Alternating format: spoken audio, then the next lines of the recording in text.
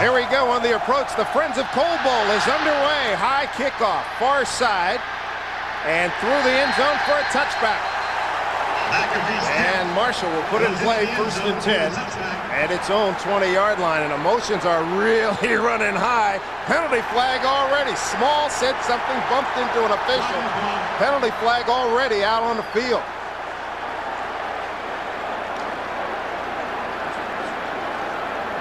Dennis Hennigan and his crew working today's game. Big East officiating crew.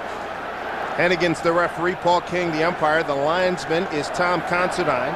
After the play was over, personal foul, number 15 on the kicking team. 15-yard penalty from the end of the play. First down. Charles Pugh. And boy, that's got Richie Rodriguez steamed already. Pugh, a sophomore defensive back.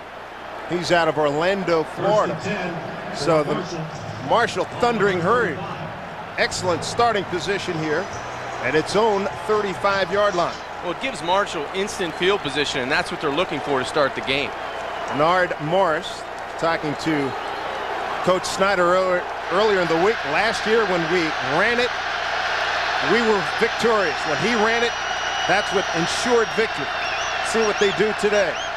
First carry, Bradshaw slipped, taken down, loss of about 2. Take a look at the backs and receivers for the Thundering Herd of Marshall. Bradshaw, we spoke a lot about him. Marcus Fitzgerald, Larry Fitzgerald, younger brother, said to have the same ball skills. Emmanuel Spann, their top receiver, great hands as well. Matt Morris and Brian Shope, the tight end, with just 1 catch. On that forward wall, Wesley Jones back in action after a car accident, and David Ziegler. They are the 2 core guys on that offensive line, along with Doug Legursky, the center. 2nd down and long for Marshall. On the give, here's Bradshaw. Breaks the tackle, picks up maybe a yard or 2, but that's it. Good speed on the outside by the Mountaineers, and another penalty flag on the play. Jay Henry, playing in that middle linebacker spot, comes up with the stop. Personal foul is going to go against Marshall. Well, Dave, you know both head coaches were fighting with their teams before they came out of the locker room and really trying to get in their heads, these young men, to calm down and don't get emotional in the beginning of this game. After the play was over, personal foul, number 13 on the offense. 15-yard penalty from the end of the play. It will be 3rd down. That's Brian Shope, the 6'5" junior tight end out of Portage, Pennsylvania. So now Marshall's in a hole. Started at the 35, now back to the 19-yard line. And here come the Mountaineer fans on their feet on this first 3rd down of the season. Well, this is where you do not want to risk the football down the field with Bernard Morris trying to squeeze something into a tight window. If it's not there, throw it away and let your punt unit come out and make a play. They put Bradshaw at the bottom of your screen. They're all everything running back. And now some confusion. Morris burns a timeout. So he didn't like the lineup. As you know, West Virginia runs that very funky 3-3-5 defensive setup. Well, the bad part about that setup for an offensive team is trying to locate people and recognize who is who. If a linebacker, if it's a strong safety, and the linemen, more importantly, have to distinguish who is who. So a little trouble there with Bernard Morris. Didn't want to take the 5-yard penalty. It was a wise timeout deep in his own end. Let's take a look at the defense that Mark Snyder's group is going against right now. On that defensive line, some veterans. Keelan Dykes had 5 sacks a year ago. Pat Liebig, he started most of the games late in the year. And Johnny Dingle, he played behind Craig Wilson. Last year he had 3 sacks. In the middle, Boone McClee, a great athlete, first team All Big East performer. Jay Henry's never had less than an A in any classroom going back through high school. And Bobby Hathaway, good special teamer last year, getting a chance to start. At the corners, Lewis is a second team All Big East performer. Larry Williams along with Wicks, Malik and Andrews, a good group, but they are replacing a lot of veterans. They lose 5 of their top 6 secondary guys from a year ago. Yeah, they lost a lot, especially in that linebacker in the back end. So West Virginia looking to improve with some of the youth movement they have on defense this year. 3rd down and 26 for Marshall. Out of the shotgun with 3 receivers, bottom of your screen. Morris, not a great thrower, going to take it down. 20-25, penalty flag, fights his way to the 30 Still will leave him about 15 yards short of a first down. Now we got another fracas up around the 35-yard line and another penalty. There was a West Virginia player had his helmet knocked off. That was Larry Williams. Larry Williams, the junior from Highland Springs, Virginia. He got involved with one of the wide receivers. It was Matt Morris, the senior out of Beckley, West Virginia. You talked about it, John. It's all about, you want everybody emotionally fired up, but there's, you got to get to a point, but don't bubble over. Yeah, there's a limit. You have to be able to control your emotion, and games like this, you haven't played for a long time, and games like this, when you have in-state rivalries, it'll get both sides very excited. And if you can harness and control that emotion, use it to your advantage, usually come out on top. This is the first of a 7-game series, and we'll be talking more about that later on. First time these clubs have met since 1997. During the play, holding number 74 on the offense. That penalty is declined. After the play was over, personal foul on the defense, personal foul on the offense. Those penalties offset. It will be fourth down. So that will bring on the punt team. And let's see how the emotions run here on special teams. And Richie Rodriguez, we've done enough Big East games over the years to know he can get fired up. He's not happy. And during the week, I sat down with Rich yesterday morning when we got here to Morgantown, and very calm, said everybody's handling the expectations, the prognostications. But the emotion's running crazy today. Not a good kick, Dave, at all. O'Connor, not a good one, and West Virginia will stay away. They'll have beautiful starting position at the 48-yard line, a punt of only 23 yards by O'Connor, a senior from Knoxville, Tennessee.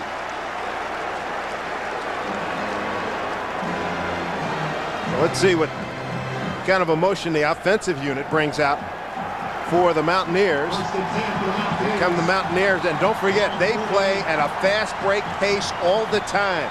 They come in, no huddle. Pat White, there's Steve Slayton.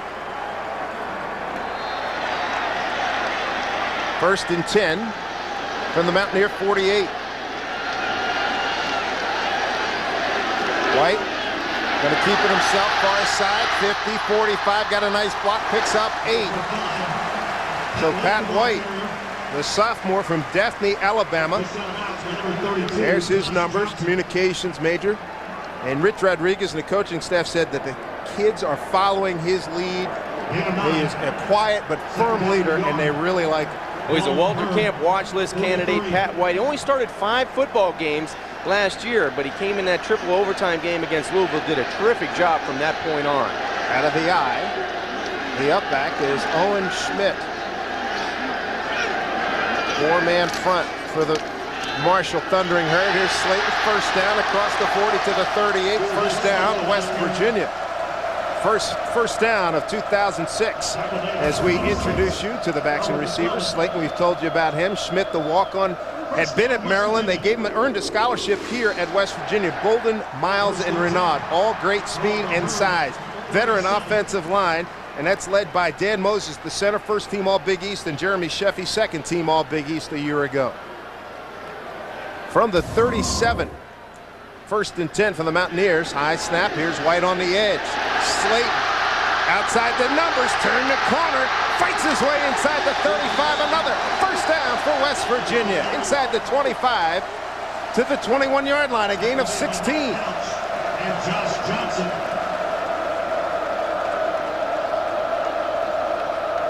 First down, West Virginia. So for the Thundering Herd, their task, get it done here. McClellan, Tinker, Underwood, and Greer, their best performer, had played it down in 3 seasons, but they really like what he brings. The linebackers, Johnson, they can't say enough about him, and on the corners, Frazee, Keys, Rodemer, and Spillman. First down from the 21. Slayton got the edge. First down again. Just outside the 10-yard line. Steve Slayton. Good blocking outside, gain of 11. And right now, just That West Virginia offensive line pulverizing Marshall already. Well, that was one of the keys, Dave. Be physical and let Steve Slayton get to the outside and use his speed. He's below a 4.4, closer to a 4.3, but the stutter step and then getting to the outside, he got Schmidt to lead him the way, but he'll get the corner 9 times out of 10 just with his speed. Ball right at the 10-yard line. White, long count. Owen Schmidt straight up the gut. Ooh, he took a good pop in there. He took a big lick from Albert McClellan, 6'2", 233. He's number 96 for the Thundering Herd. He's out of Lakeland, Florida. Just underway, the first Friends of Coal Bowl. We're in Morgantown, West Virginia, Island Puskar Stadium, on the campus of West Virginia University. And this pace really goes to West Virginia and what they want to do offensively, Dave. Second down and goal from the 8. Flood the bottom of the screen with 3 receivers. Give it to Slayton, sweep left, nothing there. Good play, McClellan beat the block. Slayton had nowhere to go, and there's an injured Mountaineer. One of the old linemen. Damian Chrissy, it looked like, Dave, the guy that's trying to make that block on the edge.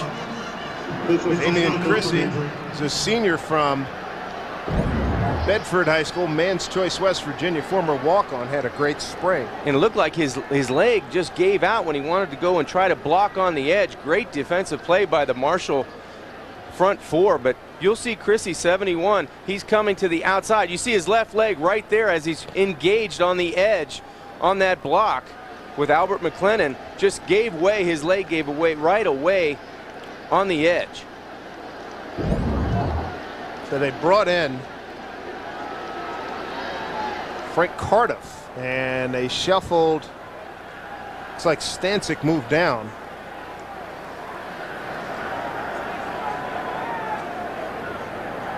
We will take a break with 11:06 to go here in the first quarter. The Friends of Coal Bowl, no score right now. Marshall and West Virginia, back with more right after this.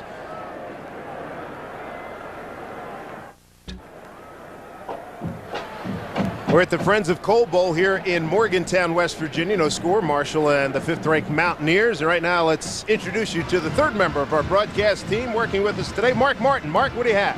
Well, Dave, it's great to be with you and John here this afternoon for this first ever Friends of Coal Bowl in this new series. Of course, this game in Morgantown, next year in Huntington, and it's back to Morgantown. And then year 4 is what makes this 7-game series so interesting, because the team that wins the best 2 out of 3 will host that 4th game. And of course, this current series will run through 2012, and it's great to have this one launched here this afternoon. Dave and John, great to be with you guys. We'll talk with you throughout the afternoon. You bet, Mark. Thank you so much. Glad to have you with us. Just 208 miles separating these two schools.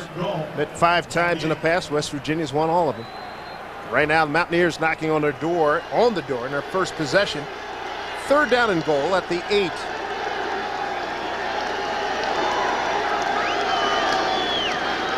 White gonna throw it. Man there, caught. Touchdown, West Virginia. Touchdown Mountaineers. Brendan Miles, the team leader from a season ago, the 6'3" senior from Portsland, Virginia. 6-0 West Virginia.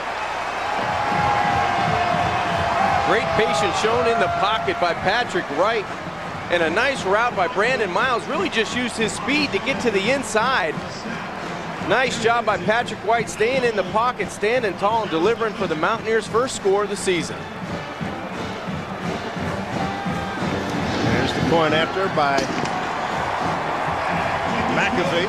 Pat McAfee, 48 of 49 a year ago. So the first score of the 2006 season for the Mountaineers. White to Miles. It's 7-0 Mountaineers.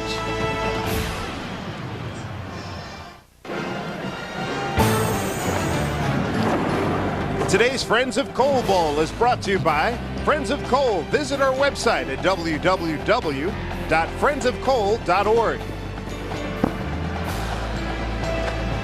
Here in Morgantown, West Virginia, Brandon Miles, who had 3 TD passes last year, catches last year, gets his first of the season. Mountaineers on the board, 7-0. A drive of 7 plays, 52 yards in 2 minutes and 16 seconds. Yeah, and set up by a bad kick by the Marshall special teams. West Virginia took advantage of the play, outside play, 2 runs by Steve Slayton to get them ignited, and a nice run to start the series by Patrick White, the quarterback. Looks like Coach Rodriguez has calmed down now after a little emotional start of this game. So Mountaineers up 7-0, and he feels a lot better right now. Well, the emotion overflowing here at Morgantown on the first kick, and here's McAfee. This kick, far side, another touchback. Nice job by Pat McAfee. He had 70 kickoffs last season, 20 for touchbacks, 4 went out of the end zone. Sophomore from Plum, Pennsylvania. Boy, Marshall needs to get something going. Imagine we're at such an urgent point in the game. Second series, 10:47 to go. I mean, they didn't get much done on that first possession, even after the personal foul gave them the ball at the 35-yard line. Well, what they need right now, Dave, is a first down. Just get things started, get things calmed back down, get the crowd out of it, try to get a couple positive plays. Morris going to throw. Was looking deep, buys some time, throws, and one hops it incomplete at the 38-yard line. Tried to get it to Cody Slate, a freshman from Chatham, Virginia. Glad you could join us, everybody, here in Morgantown, West Virginia. It's the battle for state bragging rights. The Friends of Coal Bowl, as the Thundering Herd of Marshall comes north to take on the West Virginia Mountaineers. 7-0 Mountaineers as they score in the first drive. Steve Slayton off to a terrific start. Along with John Kingemi, I'm Dave Sims. Mark Martin with us as well. Down on the sideline. 2nd down and 10 for the Herd.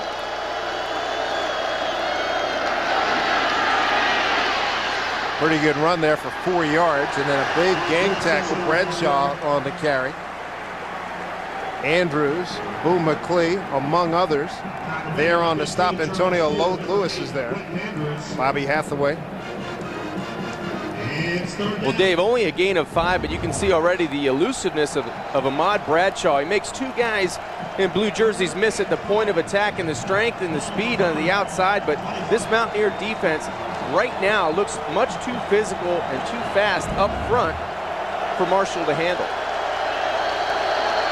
So Marshall did last year, 10th in a 12-team league, Conference USA. Get the quarterback out on the edge, tries to turn the corner. 35, takes a lick. He'll be about a yard short. Let's see what kind of mark they get. They had to get it to the 30, and they're going to mark him to the 29. I like the play call on 3rd down of getting Morris outside the pocket, because the Mountaineers have been able to break the offensive lineman down inside. He tries to stretch that football out and duck at the same time and get that first down, but just a yard short. And again, this Mountaineer defense showing speed to the outside with their linebackers and defensive backs, but strength up front. Ian O'Connor, a 23-yard punt on his first effort.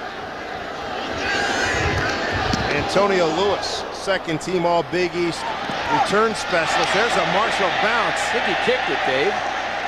Okay, it was a kick, and they have the beanbag thrown at the 39-yard line. It's spotted right now at the 14, but it looks like it's going to be brought back upfield to the 39. Take a break. When we come back, it'll be West Virginia ball. The Mountaineers leading 7-0.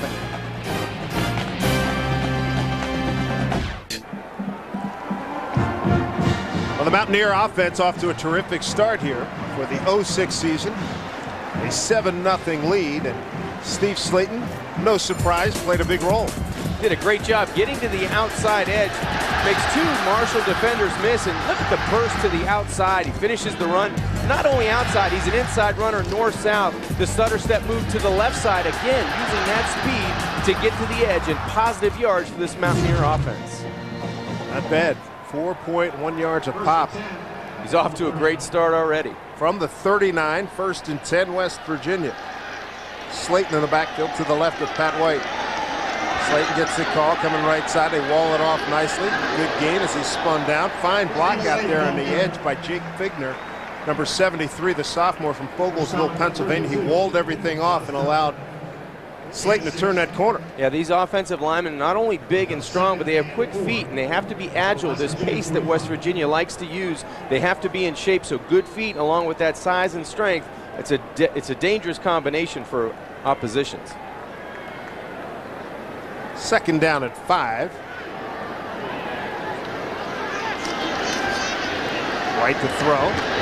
Flanker screen. Miles across the 50 to the 48. That's a first down for the Mountaineers. Brandon Miles off to a good start. 2 catches. Hit 34 for the season last year. Team leader with 536 yards. Yeah, and Patrick White doing a nice job distributing the football to the outside. Brandon Miles last season, you see the 3 touchdowns on 34 receptions. He does a nice job of going up and getting the football for not only Patrick White, but Rich Rodriguez. West Virginia in Marshall territory again. Marshall has not gotten out of its own territory in its 2 possessions to this point. Slayton with room. Inside the 35 to the 33. Another first down for the Mountaineers. Gain of 14. So Slayton, with the help of that offensive line, just huge chunks of yardage already. C.J. Spillman making the tackle. Terrific vision by Slayton. Watch him slash right through, right there, 2 arm tackles, and then the burst of speed. Terrific block by just creating a stalemate by Brandon Miles. That gets Steve Slayton another 5 or 6 yards down the field. 6 rushes, 53 yards, and look at that average. Well, you get the shoulder square and see you later. First down to the 33. White, quarterback draw. He's got room, got some speed. Takes a lick at the 25. Nice gain of 9. So Pat White. Remember last year, Adam Bednarik started the season.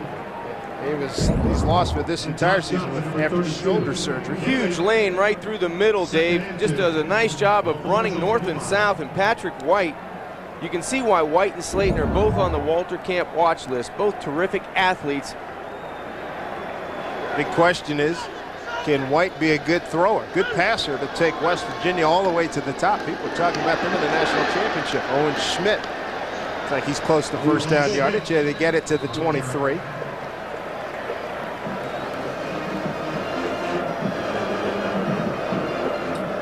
There's a look at Shavar Greer, senior from Beckley. Comes up with a stop, but that is a first down for the Mountaineers. Let's look at Shavar. Started the first 7 games a year ago. 22 tackles, 4 sacks. This after not playing for about 3 seasons. Mark Snyder says his team has to play with a chip on its shoulder because he knows West Virginia will definitely do so. First and 10 at the 23. Slate outside, cuts it inside. Nicely done. Down to about the 15-yard line. Picks up 8. The thing that's interesting when you watch that play develop, John, there were bodies on the ground by the time he got to the line of scrimmage. Well, actually, Steve Slayton had to go backwards to get the edge. Watch him dip and then go backwards to get to the edge. He knows he has enough speed to get to the edge. And then the spin move to the outside. Not only speed, but toughness. Watch him dip to the outside here. Just a great block at the point of attack to get him to the outside, and then it's all natural ability. High snap, inside run. Slayton angling, turn the corner. He's in. Touchdown, West Virginia. 13-0 Mountaineers. 14-yard run.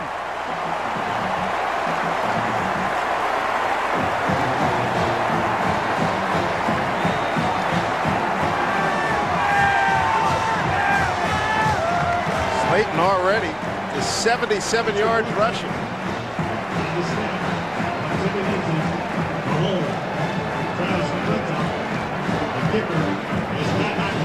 McAfee for the point after. Penalty flag.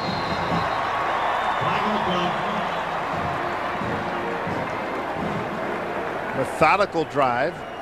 The offensive line getting a chance to just tee off. Prior to the snap, false start, number 90 on the offense. Replay the try from the 8-yard line.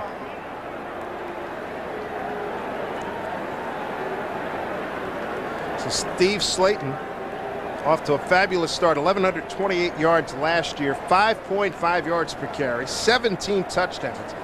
He's out of suburban Philadelphia, in the northeast part of town. Went to Conwell Egan High School.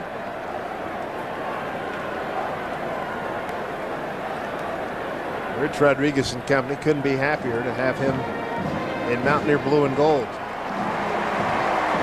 No flags on that one. They shoot the gun off here in Morgantown, and it's 14-0 Mountaineers. Dave, I'm sure Steve Slayton would be the first one to say, credit that offensive line. Look at the wall that's built up right there. Owen Schmidt, terrific job at the point of attack and downfield as well. Looked like Bolton was outside taking care of the cornerback in white, but Slayton and Schmidt in that backfield. Schmidt's knocking him down, and Steve Slayton's running right by him. Very efficient drive, and let's check in with Mark Martin down on the sideline.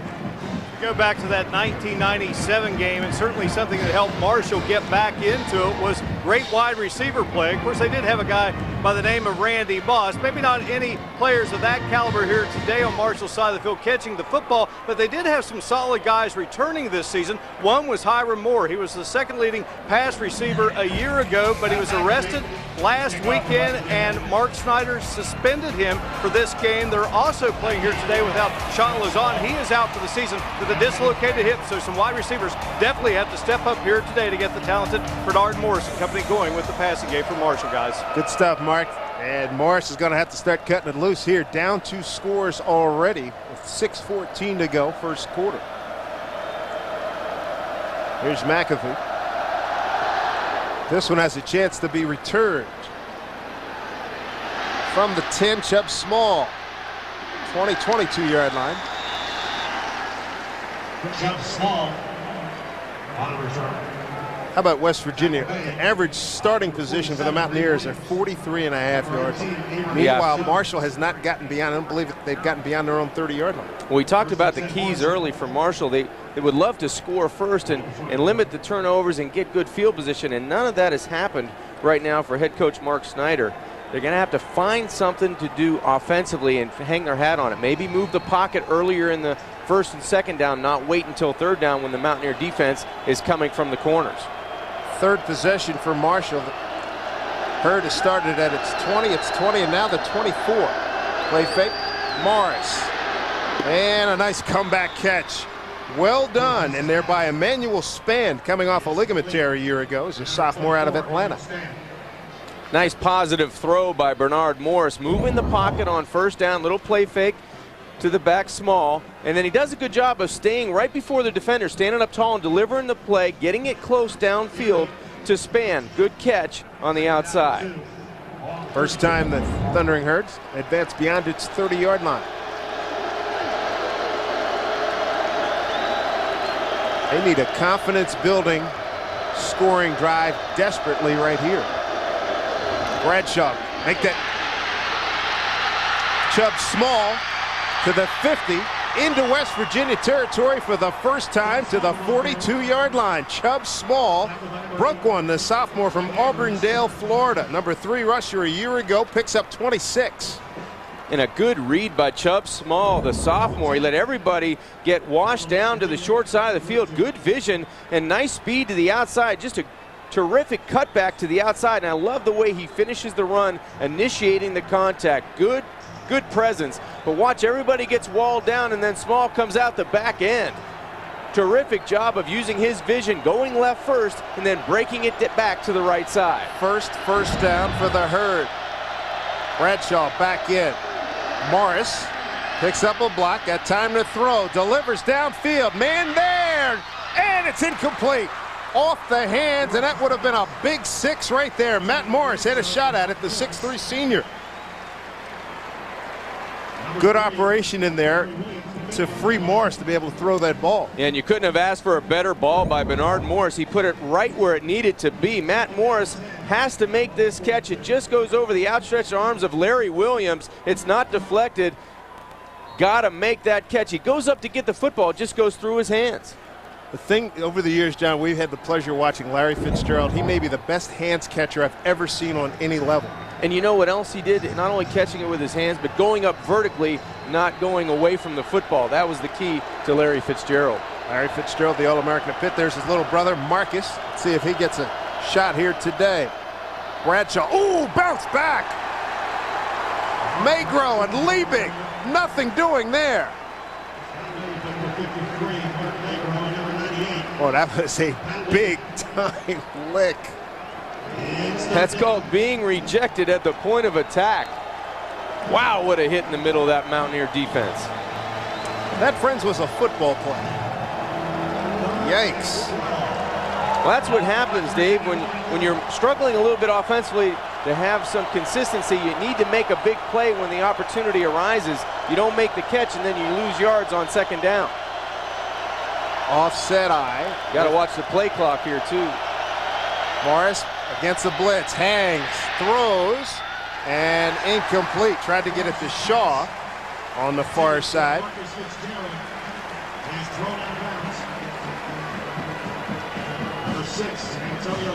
That'll bring on the punt team one more time. Well, that was the best drive. You had the big run by Chubb Small for 26. Yeah, they had a couple big play opportunities. The big run by Chubb Small, and they don't get Matt Morris to secure the football in the end zone, so it's still 14-0 with West Virginia really in control of this football game. Third punt, O'Connor trying to get it down inside the 10. Gets a nice roll, and indeed rolls inside the 10. Well done. Hang time of 3.5. Nice little wedge shot, 35 yards on the punt. How about the way West Virginia finished last season? Big East champions. They go to the Sugar Bowl. They were underdogs against Georgia. And what a performance. They go up 28-0 in the first half. That was a terrific performance by the MVP of that Sugar Bowl, Steve Slayton. 204 yards. And you talk about team speed, Slayton, there was no one on that Bulldog defense that could catch Steve Slayton. DJ Shockley rallied the Bulldogs and made it close late in the contest. But this was the big one right here. The punt opened up, they saw it. They had seen Georgia retreat, and the punter took advantage of it. As we get back to live action, a nice run by Slayton off the left side.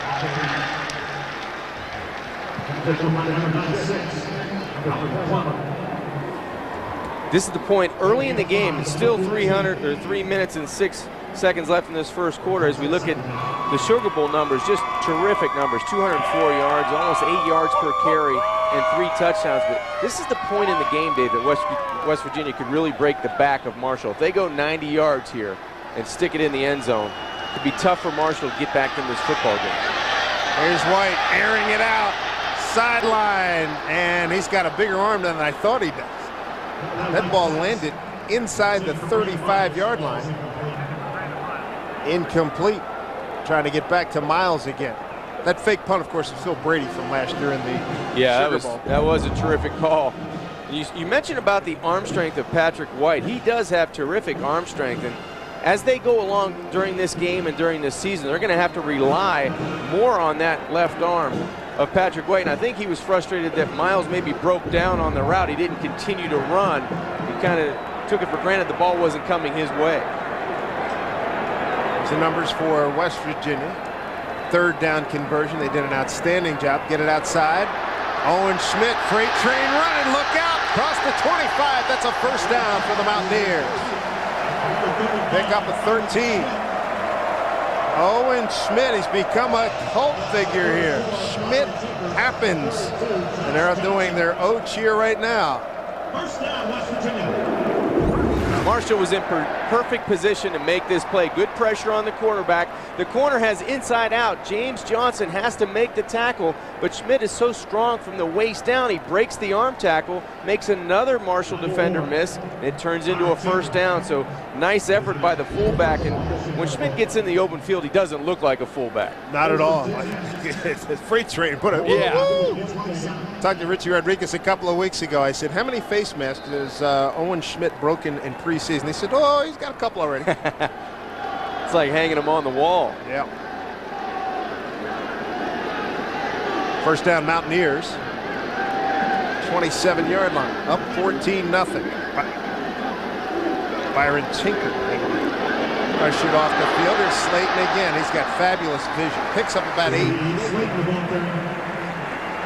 Really nice job inside running. A lot of times when you get a big-time profile back, it's a guy that's always getting to the corner, but he's inside. He's inside, and he's got huge lanes to run through. Dan Moses, the center, today was his 36th career start. That offensive line, Sheffy, Figner, Danner, and Stanchik doing an awesome job up front, just getting a hat-on-hat and moving the offensive line forward. They're winning the battle at the line of scrimmage. First team All Big East performer, projected as an All-American for this year. Dan Moses. Slayton gets the call again. This time he's outmanned. Fine job by Marshall as Albert McClellan, number 96. He led the way for that stop. Marshall this time gets in that offensive backfield. Really no one on Albert McClellan. Gets a free look at Steve Slayton. Trying to go, look like a couple West Virginia offensive linemen get their feet tangled. And they don't get to the outside and get a helmet on number 96 in white. Blake Merritt there as well. Here's White through the hands of Miles, and he flagged no. Catchable ball. Miles running a deep post. Number 8, James Johnson, defending on the play. So far, the only guy that Pat White is looking for is Brendan Miles. He found him for a touchdown. 10:52 to go in the first quarter for the first score of the day. 7-0, and then Slayton an 8-yard run with 6:14 to go. That's where we are right now, 14-0. Well, it looks like Patrick White and Steve Slayton picking up where they left off, Dave, in this offense for the Mountaineers. Doing a good job on the ground and directing the offense is Patrick White. Kozlowski to punt. Hangs it up there. And Chubb Small drilled immediately at the 28-yard line. Good coverage by the Mountaineers on a 34-yard punt. So Pugh, who was involved with a personal foul on the kickoff, he makes the tackle there for the West Virginia Mountaineers.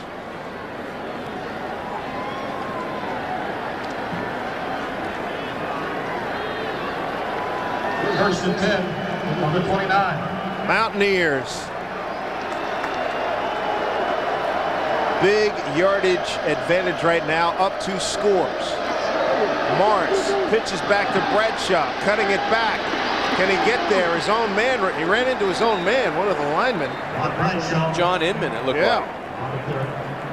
Inman, the backup right guard.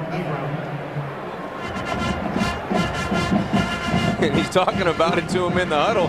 He did the right thing. Once he was run into, at least he tried to throw his running back forward. Good job, Brian. Good job, John. Yeah, he's saying, I'm just trying to grab you and throw you forward, partner. That's going to do it for the first quarter. The Friends of Coal Bowl. The first in a 7-game series between Marshall and the West Virginia Mountaineers. And the Mountaineers, 5th ranked this week, have a 2-score lead. Miles on an 8-yard pass from White, and Slayton an 8-yard run. And the Big East defending champions have a 14-0 lead. We'll be back with the second quarter right after this.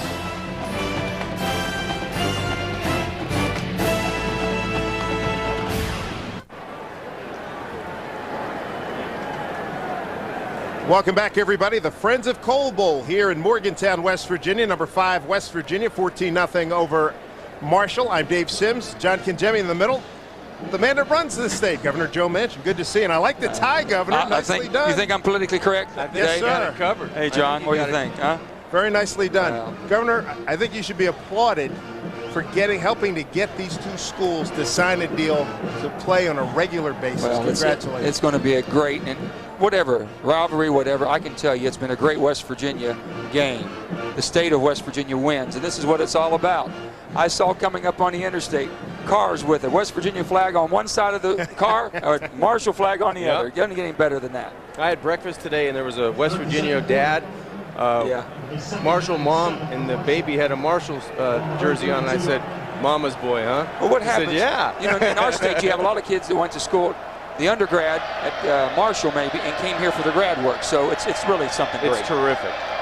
And Marshall on offense has to get something going here. Down 2 scores as we start the second quarter.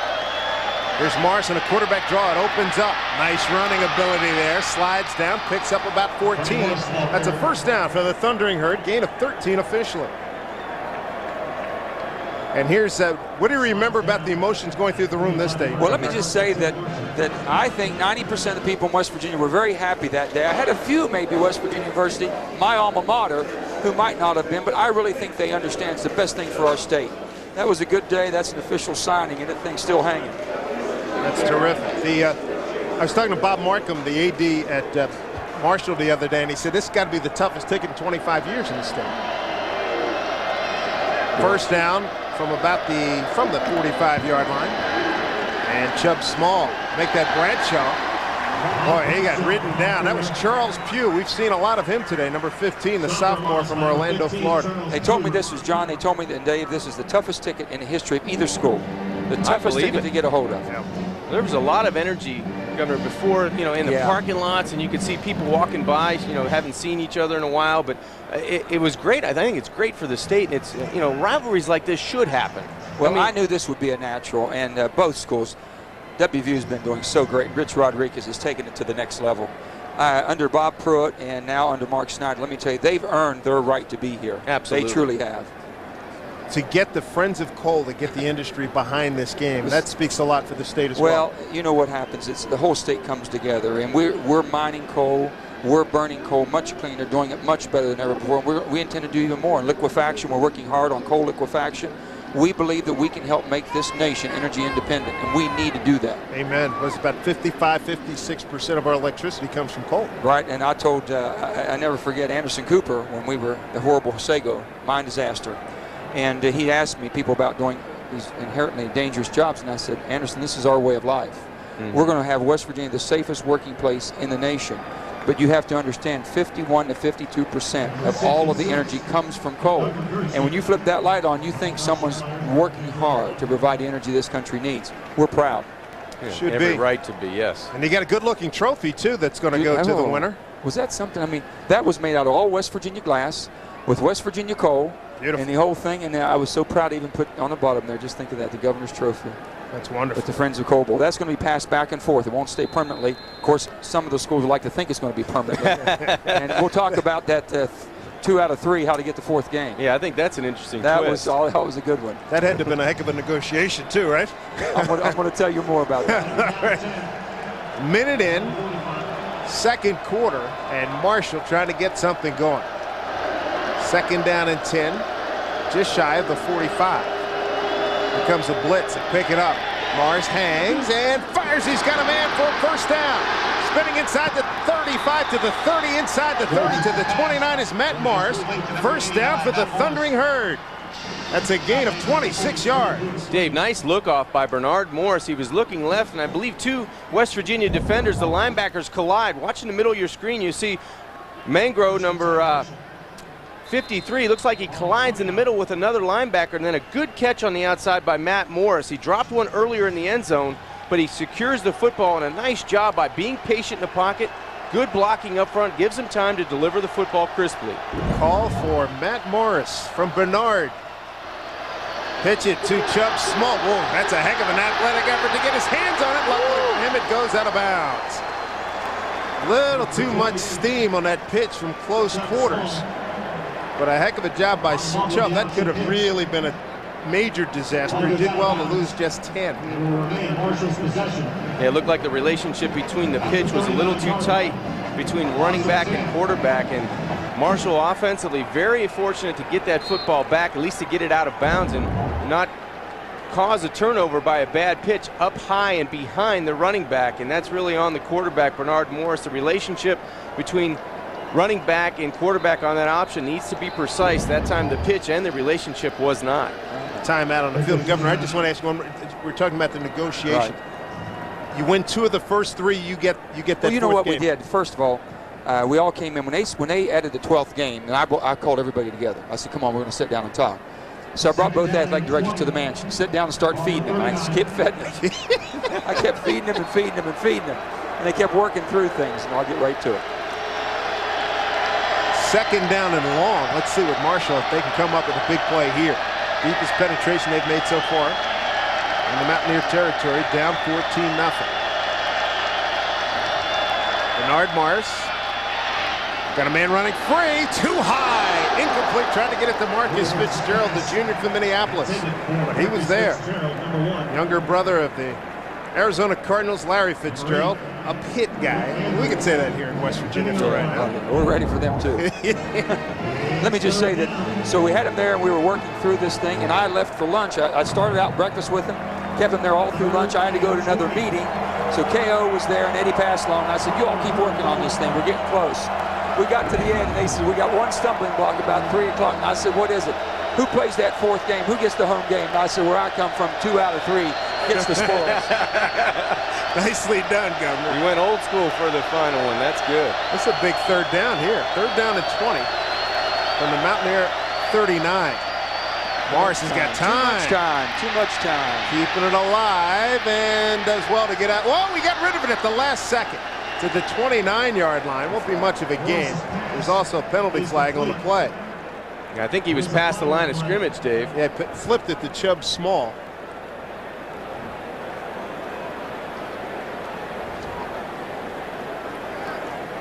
Past that line of scrimmage. So Dennis Hennigan and company. Illegal forward pass.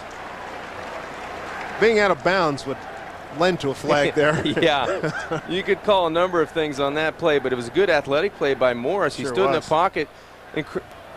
Illegal forward pass beyond the line of scrimmage. Number 14 on the offense. Penalty is lost it down at the spot of the pass. It will be 4th down. You know, and Dave, credit West Virginia on the defensive end. That coverage was in for a long time. It looked like Bernard Morris had a lot of time to throw the football, so they had an excellent job on the defensive back and linebackers holding tight coverage and forcing Bernard Morris into that penalty. Here's a look at the schedule for the Friends of Coal Bowl, to be determined on that 3rd one there in 09. You don't see that too often, do you, Dave? No, not at all. The folks downstate, and the Marshall fans in the Huntington area, the southern part of the state, what's the feel? Well, no, they're elated. And they knew it was being fair because they get the 2nd game. First, the old series were going to be the first 3 were going to be here. So they were very, very happy with that. When it comes back to being on 3rd here, and then that winner takes it all. Here's Ian O'Connor. See if he can get it inside the 20. And at the 1, that's a good job. At the 3-4-yard line. And that's where they down it right there. Governor Joe Manchin's going to stick with us for another segment. Take a break, 36 yards on that punt. We'll take a timeout with the Mountaineers holding a 14-0 lead over Marshall here in the first Friends of Coal Bowl.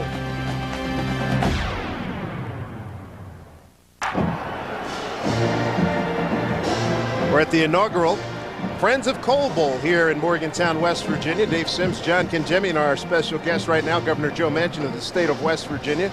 Nice to have you up here. You feel very comfortable. I feel comfortable, Dave. I was going to step aside. Like, Governor, do the rest of the game.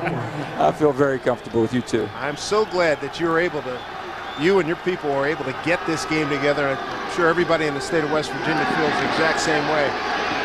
Here's Steve Slayton again. Boy, he's a workhorse. He runs so well, doesn't he? Tough to bring down. He got it out the 11-yard line. Here's a late flag coming in. Well, Dave, you know, he's only 5'10", 195 pounds, and he runs like a much bigger back, but he has such great speed to the outside. He's a great combination of speed and power. 15 yards. And after the play was over, personal foul, number 94 on the defense, 15-yard penalty from the end of the play. First down. Those are killers.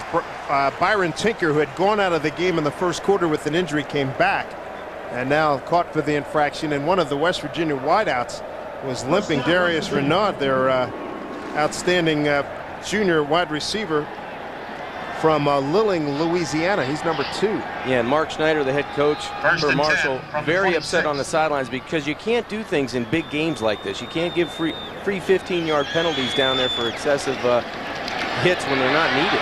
White on a keeper from the 26. Pretty strong guy. Doesn't look like the strongest guy, but he moves that pile. Nice job there by Pat White.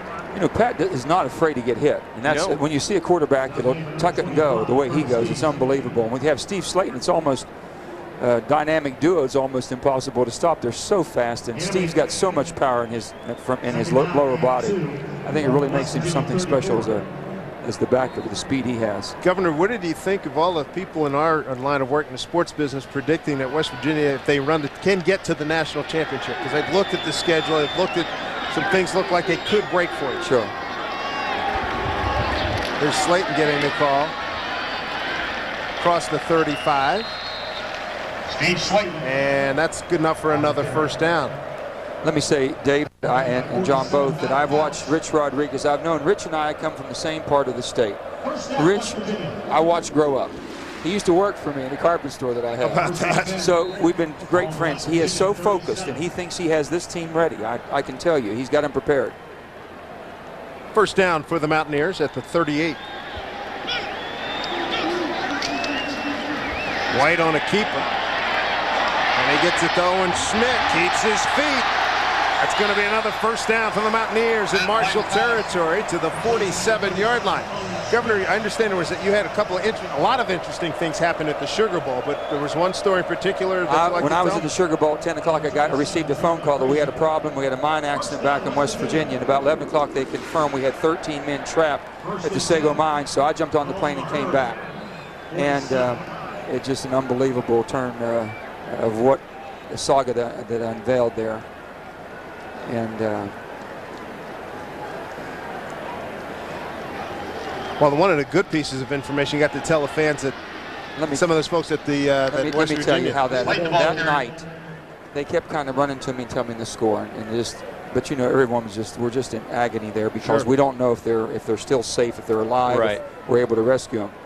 And during that whole saga, about 12 o'clock, I was given the news by my security that West Virginia won the game. The Sugar Bowl beat Georgia. And I was agonizing. I said, I don't know if I should share it. And I says, I'm going to keep this to myself. And I didn't share it for a minute or two. And one of the family members heard the score and says, Governor, would you tell the rest of the crowd the score?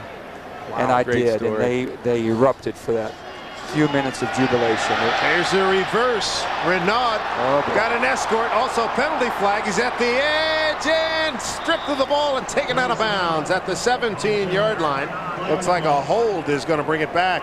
That's a gain of 26. You know, and Governor, we also talked about, what a great game it is for both universities and the fans, but the economic boost in the pat on the back that it gives to the state. Economically, this is a win-win-win, and I understand when the 12th game, when that 12th game was added, it was added for financial reasons, to stabilize every team. You tell me a better financial security that we have in our state than these two playing. Within four counties, you cannot find a room to rent. You can barely get into a restaurant to eat. It has just the economic boom that we needed, and it's just great for both schools. To finish up on that, I called Rich Rodriguez after the game that night, after I explained to the families that West Virginia, and told them that they'd won, and everybody erupted. And I said, Rich, I want you to know, not only did you make West Virginia proud, the whole state, you gave these 13 families who are agonizing right now one moment of relief. Mm-hmm. And it's just unbelievable. And he said it was the best call he had, and I know it was the best call I made. So after the penalty, second down at 16 back in Mountaineer territory at the 47. On the delay, give it to Slayton. They bottle him up this time. The initial tackler did not let go, and then there was a lot of help in there. Middle linebacker Matt Couch was there. Elamine was there as well. Bilal Elamine, he's out of Lexington, Kentucky. That's the second time that the Marshall defensive front has been able to get by the offensive line of the Mountaineers, and they go to a quick snap. How about that? Quick snap. White airing it out. Miles, adjustment, penalty flag all over the place. The underthrow led to that flag. That was a planned play. Boy, that worked out really well for West Virginia. Because Marshall was consulting on the sideline about what the play was going to be. Pass interference, number 27 on the defense. 15-yard penalty from the line of scrimmage. Automatic first down. Jeremy Frazee with the penalty flag. Mark Snyder can't believe it. Dave, I think the pace of the game is really wearing down the defense for Marshall. I think West Virginia's been able to stay on the field offensively and really make bad decisions defensively. I mean, that's just a lack of discipline, not turning and finding the football. I think that was a lazy attempt to try to bat the football away. You have to locate the football as a defensive back, and those types of things really upset head coach Mark Snyder and any head coach walking the sidelines. Marshall has almost as many penalty yards as it has on offense. 77 offensive yards out the middle on a burst as Slayton got the first down inside the 30, a gain of 13. Boy, he's relentless, and so is that offensive line. Can't say enough about them. Yeah, when they get going downhill, Moses is the ringleader up front. He does an excellent job of starting it all at that center position, but then you have speed and strength and vision of a Steve Slayton just slashing down the middle of the field for that Mountaineer offense. Slayton already breaking the century mark with 113 yards on the ground. Yeah, Eisendowner, the redshirt freshman, number 79, they do a great job of getting off the football and creating running lanes for that running attack. First down from the 28. Clock runs, coming up on 9 minutes to go. Owen Schmidt, fake to him, give it to White. A good play on the outside. Good job by 46. Jacobs is there. Jacobs saved some big damage there, let me tell you. This fast break offense, no huddle by West Virginia. Boy, it can just wear out a D-line. And you watch some of the Marshall D linemen, the interior guys with their hands on their hips, not a good sign. Second down and 10. White's got time. On the skinny post, what do we got? It's like a umpire coming in. I think that was a one-hopper. I don't think that was a catch. You have to watch that one, huh? I think that was a one-hopper. I'll see if they allow this to stand. They do. They do. The side judge keeps running in. Let's take a look, Governor, see if we got this one on replay. It looks like his hands were underneath it to me. That's a heck of a job. I think he scooped it. That's a good job going down and getting the football. The umpire is Paul King. When he came running in, he had a really good look at it. The prior play is under review.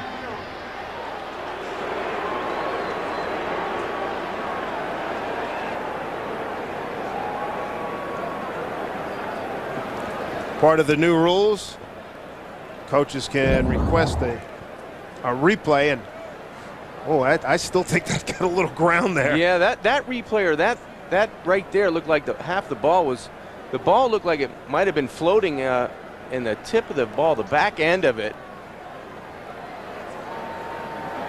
Oh, that is really Looks close. like the left hand is underneath, but I'm not sure if that ball touches the ground or not. It's pretty tough to tell. Well, the coach's challenge, when a video replay is being used, one coach's challenge is allowed per team per game. Challenge provides coaches with more influence within the process of the instant replay system. And a challenge, this from the NCAA football rules changes, another safeguard to allow the common goal of correcting a call that has a direct competitive impact on the outcome of the game. I think he got it. Yeah, I think they're gonna stick with the call and give him the catch, but the ball was tipped by a Mountaineer offensive player first. That's why the ball was fluttering as it gets down to the receiver. But it looks like his left hand is underneath the football. John, you like the offensive, the challenges here? I like the challenges, but I don't like the fact that you have to call a timeout to do it. I think you should be able to go back to the more of like the NFL where you can throw a flag on the field. After review, the play stands as called on the field. First down. Well, there's a feather in the cap of the officiating crew. Dennis Hennigan, Paul King, the umpire, linesman, Tom Considine, Kevin Cody, the line judge. Here's a look at the rule changes for this year. Indisputable video evidence is the standard, and it works in favor of West Virginia here. And the bad part, Dave, is if you're out of timeout, you can't even challenge. That's right.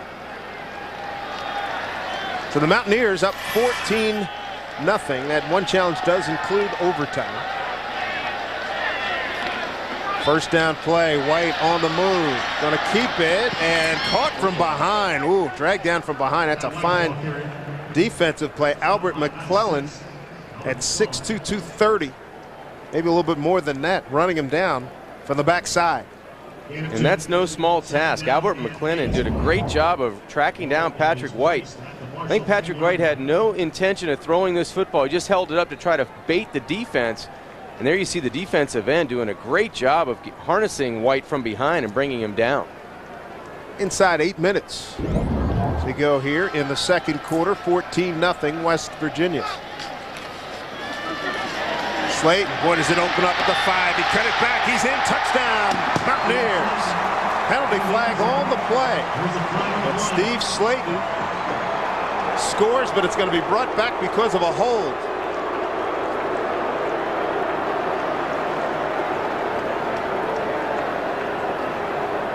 Did not please the coach, to put it mildly. Holding number 62 on the offense. 10-yard penalty from the spot of the foul. Repeat, second down. Ryan Stanchik, the sophomore from Cincinnati, called for the infraction. What do you remember about Rich when he worked for you back? He did anything I told him. We gave him the toughest jobs. If it was taking up carpet, scraping tile, whatever. Never said a word, worked like a dog.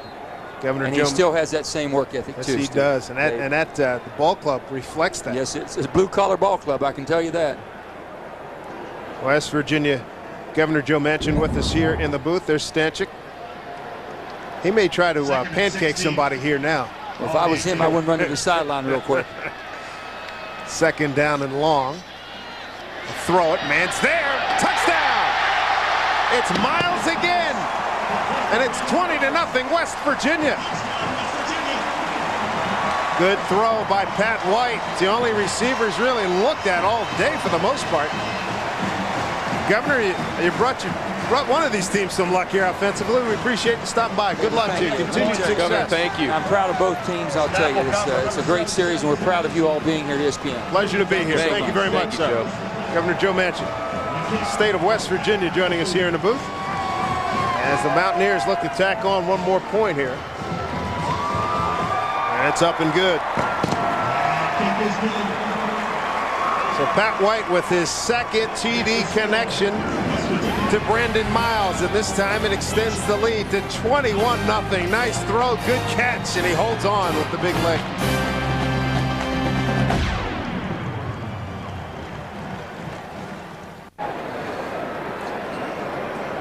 Well, Brandon Miles will have something to tell the fellas about back in the dorm tonight. He's got 2 touchdowns in the first half. 21-0. Number 5 West Virginia on top of Marshall.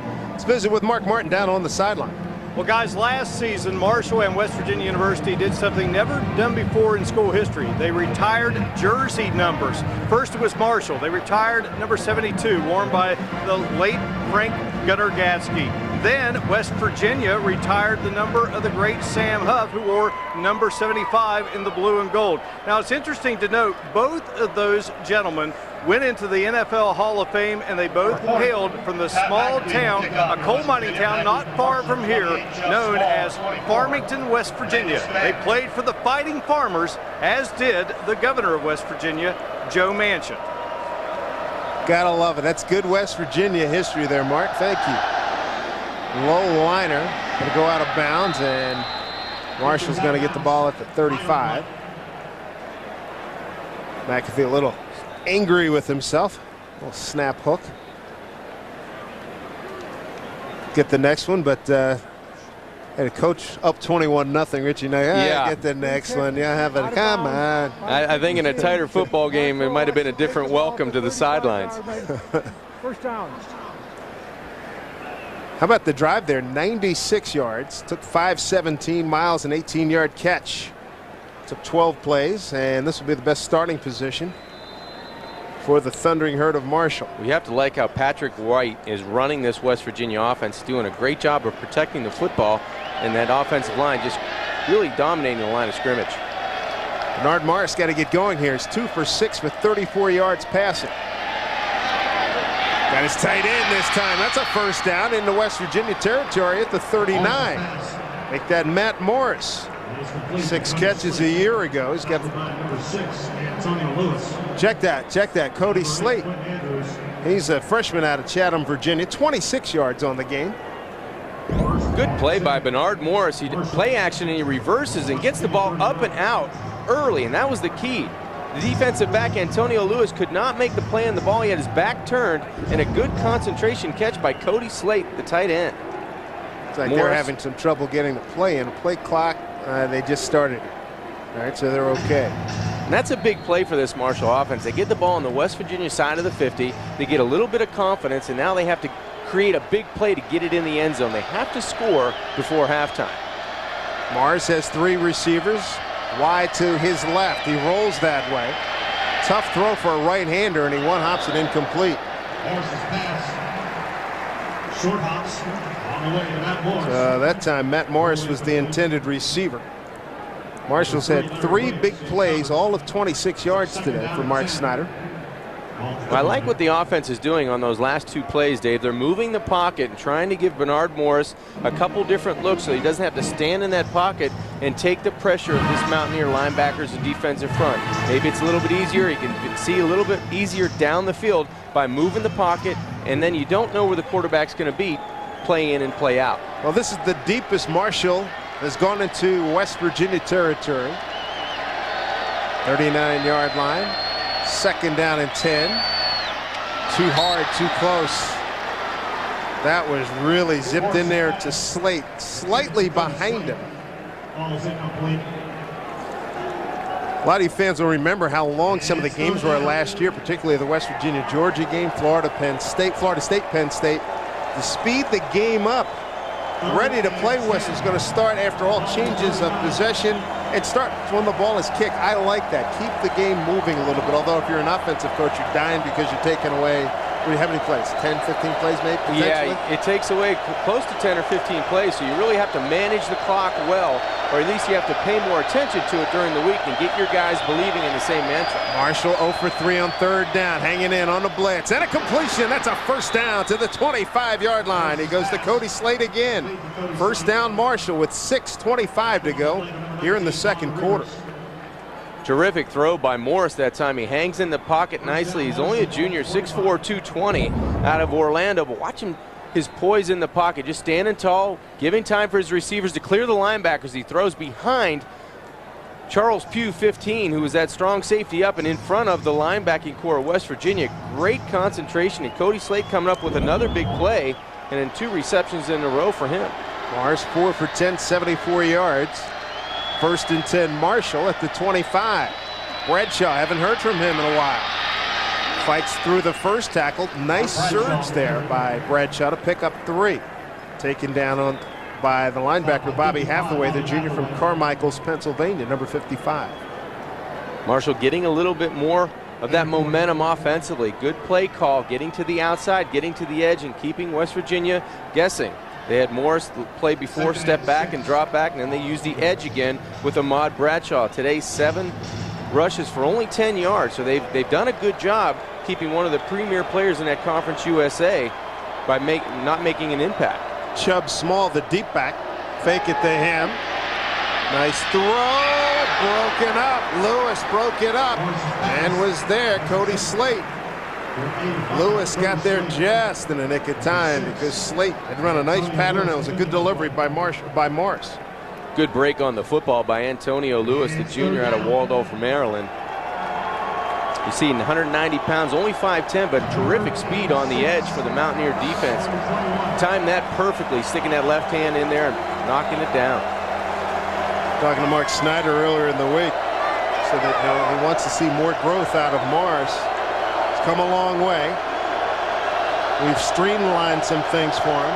Put too much on his plate last year. Big spot here. 3rd down. Hanging in. End zone. Leaping, jumping, catching. Touchdown Marshall. Touchdown to Matt Morris. And now they wipe it off. The side judge came in and wiped it off. After the initial call, let's see, the back judge, side judge Howard Curry came over and said no. Let's take another look. Terrific effort. That's a touchdown.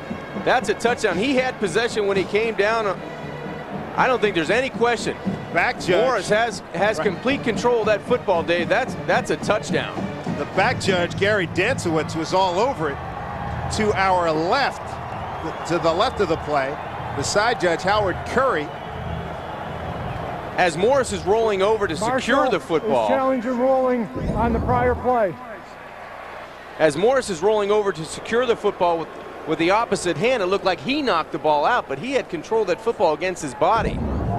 Nice job by Bernard Morris to hang in there. He goes up at the highest point. That's what you wanted to do on the one he dropped earlier in the football game. But as he comes down, looks like he has it pinned to his body right there with complete control. You're right. He's going to get it out, and his knee hit it out before the Mountaineer defender was able to knock the football away. I think that's clearly a touchdown. That's a 6. Be surprised if it's. Yeah, he goes up and gets the football, and I think he secures it against his body, and I think that's a Marshall touchdown. Yep. 5:09 to go. And yes, that could be a very, very large score here for the Marshall Thundering Herd. Let's go up and take another look at it. Matt Morris going up and getting the football. Looks like he secures the football as he comes down. It looks like a Mountaineer defender may have a face mask call as well. Yes, sir. Andrews, number 8. But I think it's him that knocks the football out as he's going to secure it, but it was already pinned to his body when he was in the end zone on his back. After review, there is indisputable video evidence that the receiver had possession of the ball in the end zone. The play is ruled a touchdown. Marshall will not be charged a timeout. And that's the right call, Dave, in my opinion. And Marshall fans and Coach Snyder very excited about getting back in this football game before halftime. Boy, did they need that. Needed it desperately. Morris to Morris, Bernard to Matt, and Marshall's on the board. And the Mountaineer fans are getting another look. But the look they're looking, and I'm not surprised that they would show that. Here's the point after by Anthony Binswanger. And it's up and good. So the Marshall Thundering Herd finding some momentum. Matt Morris catching that touchdown pass from Bernard Morris. They took a long look at it in the replay. There's Matt reacting to it. And the Herd has its first touchdown of 06.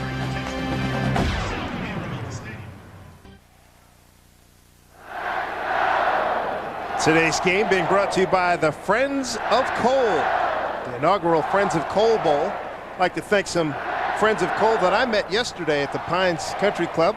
Ronald Curry from Logan, West Virginia, Mike Gase from Altman, Pennsylvania, Elvin Caldwell from Armagh, Pennsylvania, and a few other guys from Logan, Mike Vestas, Scott Mills, Butch Smith from Beckley, Ruby Phillips from Man, West Virginia, Wayne Thomas from Beckley, and Randy Hansford from Beckley. Thank you for their hospitality yesterday out in the golf course. You and I, well, whatever. We had a good time. Oh, you played well, you told me. I did That's all right. good. Did all right. Especially not seeing a course before, but it was a good time. Good people. I'm not missing that next time. That's right. Coach Don Nealon shot a 37 on the front yesterday. Nice job on the kick. Bangs it all the way through. Good job by Binswanger. Speaking of Coach Nealon, we're going to speak with him at halftime. We Are Marshall. We'll take a look at that upcoming film. Stats and highlights from the first half. I'm looking forward to that. But We Are Marshall. Matt Morris, his first career TD catch. Of course, that got the tragic plane crash that took the Marshall football program down years ago. See if the Marshall defense can be stout here. Slayton tripped up, loss of about a yard. Give credit on that to the middle linebacker. They like him a lot. The freshman Josh Johnson, number 32. Tinker was there as well. Tinker did a great job running down the line of scrimmage, and so did Underwood, 99. They did a good job of pursuing the ball carrier in Slayton, and he's a tough guy to catch, and they did a good job. Emotionally, this could be a turning point in the game for Marshall. If they can go 3 and out. You bet. White flushed. Oh, he's got him. Oh, good lick there at the 25-yard line. Zurich Matthews, a redshirt freshman, number 11. He's out of Greenwood, South Carolina. When you get a hit like this is what makes you feel good broadcasting the game and not playing quarterback right now for That's a high-low, and that's very, very fortunate that Patrick White was able to get back onto that football field. A terrific hit by Matthews, the freshman. Big third down here, John. From the 25. Play clock at 13. White looking over the middle. Caught, first down, West Virginia, across the 45 to the 47-yard line. First down for the Mountaineers. And he got it to Jeremy Bruce. That's a gain of 22 yards. Boy, what a big play with 3:30 left to go before halftime. You just want to come out if you're Marshall and get a big stop on third down, but Patrick White stays in the pocket, buys some time, and then delivers a strike across the middle to the sophomore from Beaver Falls, Jeremy Bruce. Only the second wide receiver catch a pass from White today. Slayton on the sweep. He found an alley. Nice gain, picks up about 7. Didn't look like anything was there. Thornton brings him down. Dennis Thornton, the leading tackler from a year ago. There's Dennis, Butkus Award Watch list for this year. Had 104 tackles last season. 2nd and 3. Total yardage. Oof. Slayton gets the call again. Well, he gets a face full of one of the DBs there, Keys, but it looks like it's good enough for a first down. Curtis Keys, number 3 tackler last year behind Thornton and Matt Couch. That's a first down for the Mountaineers of West Virginia. Yeah, Keys came with a full head of steam to stop Steve Slayton on that play, but it's still good enough for a first down for the Mountaineers. And I wouldn't be surprised if you see him try to go up top right here, maybe a little play action, try to get the football into the end zone on 1st and 10. Mark Snyder said that Richie Rodriguez calls a heck of a game. Let's see what he comes up with here. 2:37 and counting. 21-7, West Virginia. That White on a keeper. Oh, he got a couple of good blocks. Inside the 30 to the 28, first down Mountaineers. Gain of 14. That offensive line did a great job. It might have been Moses who got out there to get the block. Take a look here, John, but there was a good alley. Well, this is a student body left, and Schmidt is the guy out in front with a great block out in front. But the offensive line did a good job of getting the edge and walling everybody inside and let Schmidt have a free run at the free safety. C.J. Spillman gets him out of the way, and then it's all speed to the outside with White. A screen to Renaud outside at the 20. He's close to a first down to the 17. In fact, he has the first down. Mountaineers continue to roll. Matthews defensively making a touchdown-saving tackle on the outside on Raynard. It was one-on-one to the outside, but the Mountaineers again move the chains inside the 20. Pat White 8 for 10, 111 yards and 2 touchdowns. Very efficient today, both running and throwing the football. Clock runs inside of 2 minutes left here in the first half. High snap, Slayton, 10-5, nice knowing you. Touchdown, Mountaineers. 16 yards on the run.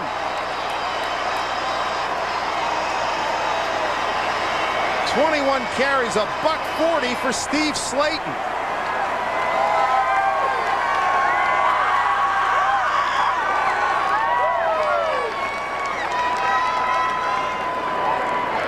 That was easy. Slayton, his second running touchdown today.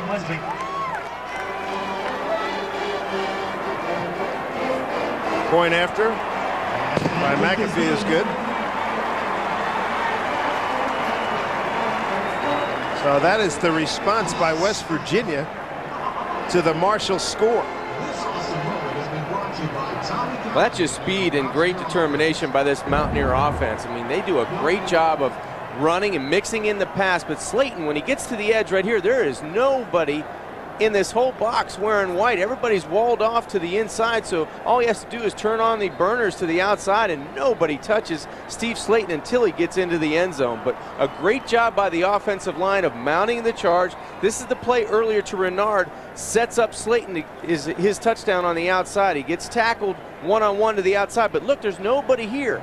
There's nobody on the outside, there's nobody on the inside. Clear running room for Slayton to go up into, and he doesn't get touched until he gets to the goal line. That's too easy for West Virginia.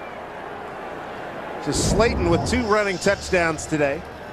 Pat White has thrown for 2. Kickoff for West Virginia. After receive. 28 jumps small. Boy, this production rate, Steve Slayton has a chance to make a run up the all-time list in a lot of categories here at West Virginia. 28-7 Mountaineers.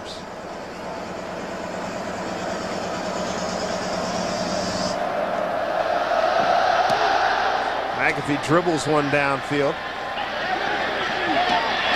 Chubb Smalls got the ball at the 30. Didn't use his blocker. Blocker helped knock him down. Penalty flag on the play.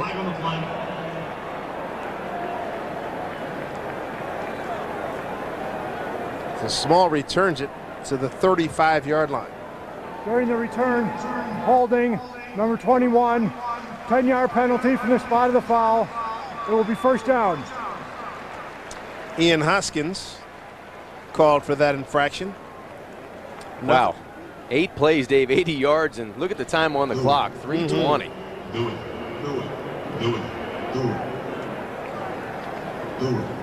So Rich Rodriguez, his team, a lot of people talking about the Mountaineers going out to Glendale, Arizona for the national championship. Preseason talk always can be scary, it can be hilarious, it can be silly, but they take it quite seriously here.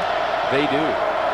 Big game, if you want to look at one huge game in the schedule, would be that November 2 game against Louisville on a Thursday night down in Kentucky. Ooh, you heard that contact. Bradshaw has not been much of a factor, taken out quickly by Charles Pugh. Charles Pugh's been around the football the entire day, and when Mountaineer defensive backs come up and hit you, it stings. Not only does it sting, but you can hear it clear up here, Dave. It was a pop. Hey now. Mr. Bradshaw, we talked about him at the top. One of the best running backs in Conference USA. Been negated here. Morris floats one out to him in the flat, try to cut it back and taken out almost immediately. About a 3-yard gain. Not much doing there. There hasn't been a whole lot of running room and room when he catches the football for Ahmad Bradshaw today. He came in.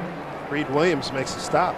Yeah, highly touted in the Conference USA to be able to run the football and catch the football. You know, last year he ranked 2nd to Memphis star D'Angelo Williams in rushing yards per game, but he hasn't been able to get on track today.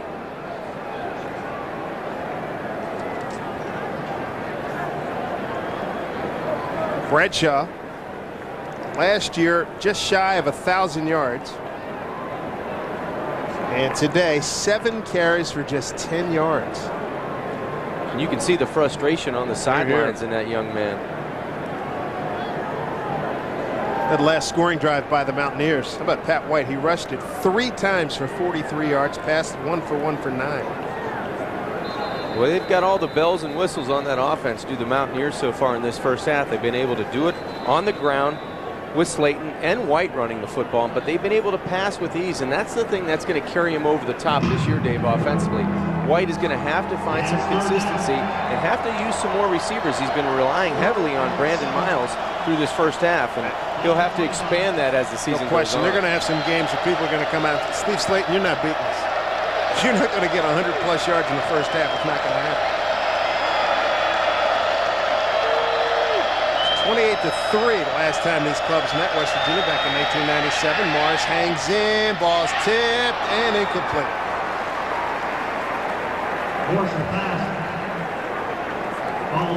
28-7 at halftime here in 06. 28-3 back in 97. And another punting situation for Marshall.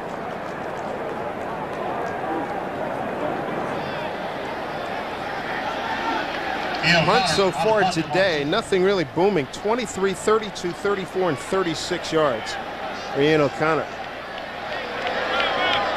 Senior out of Knoxville, Tennessee.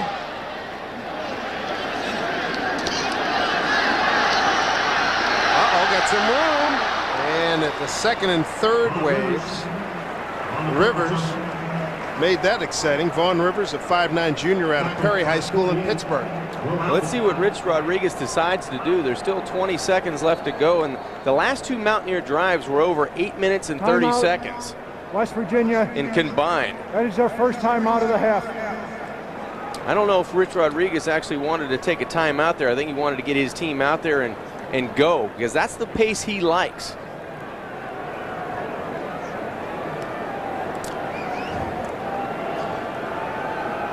Well, the way Slayton is running, a simple handoff could turn out to be a big play here. And they've passed the ball effectively, run the ball effectively. There's not a lot they haven't done right today. Fans are still very much into this football season. Always special to come to Morgantown, West Virginia for a college football game. Defending Big East champions. They'd like to factor very large in this national championship picture. And I think they will. I mean, you look at this conference and what they have to do, and everybody's circling, you know, the Louisville game, but you know, you don't want to let a team like Mississippi State on the road when you go down there to scare you as well. Marshall said they sold out their allotment of 5,000 tickets in a heartbeat. White to Slayton with some blockers. He finds some room. First down to the 42. Gain of 12. And a timeout called by the Mountaineers. He is one exciting running back. He really is. West Virginia. They list him at 5'10", 190, won the Iron Mountaineer Award. He was he just was a worker. Dave, not only is he fast, but he sets up his block so well. You see him get his lineman out in front of him. Raynard's out there blocking. He doesn't cut outside to go out of bounds. He knows he has timeouts. He can cut inside, but he sets up his blocking so well. Look, he looks outside, now he goes inside. Where'd he go? You can't find him. He does such a great job of being patient with the football. How many times over the years, John, have we seen guys who incorrectly use their blockers? They try to outrace them instead of use them. He's got the speed. So when he needs the giddy up, it's there. Right. He could stop and start. Most people can't do that and get to, you know, their optimum speed within 2 or 3 steps. Steve Slayton can do that. When he stops completely, he can get it going again, and he's at top speed within 2 or 3 steps, so he can go. 12.2 seconds to go here in the first half. 28-7, West Virginia. Well, if you're Patrick White, you want to look to the field and try to throw up a jump ball down here to the short side of the field. Going for it all. Sideline. Oh, there's pass interference. You heard the connection as Slayton was running down the sideline, and a linebacker blasted him in the face and knocked him out of bounds. Matt Cal. It's a silly play. And it stops the clock with 6.9 seconds to go. I like the play call, too. 3 receivers to number 47 on the defense. 15-yard penalty from the line of scrimmage. First down.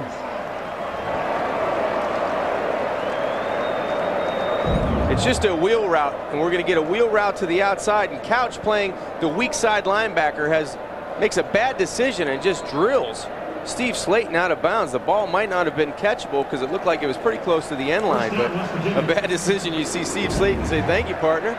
6 penalties, 75 yards. Here's Pat McAfee from the 34, so a 44-yard attempt. They had a long of 45 a year ago.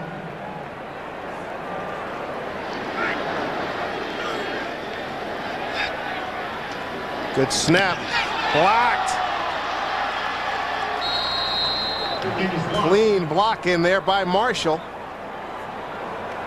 And with 0.7 seconds to go. So the block in there by Curtis Keys, and it was recovered by James Johnson.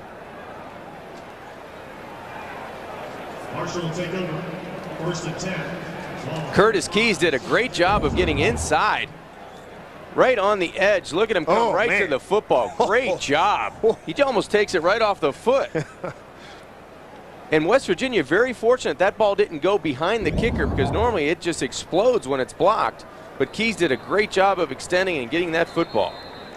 That's the end of the first half. Well, that'll do it. 30 minutes in the books. The first Friends of Coal Bowl. We're in Morgantown, West Virginia. Mark Snyder of the Marshall Thundering Herd on the short end right now. by the count of 28-7 to the 5th-ranked West Virginia Mountaineers. There's a look at our Mountaineer here today. When we come back, we'll take a look at We Are Marshall and a bunch of other things. The Friends of Cold Bowl, we're at halftime, and the Mountaineers lead it by 3 on film session. And as a football fan, it's not for a family audience, but as a football person, I loved it. Puts you right into the whole feeling of being a football guy.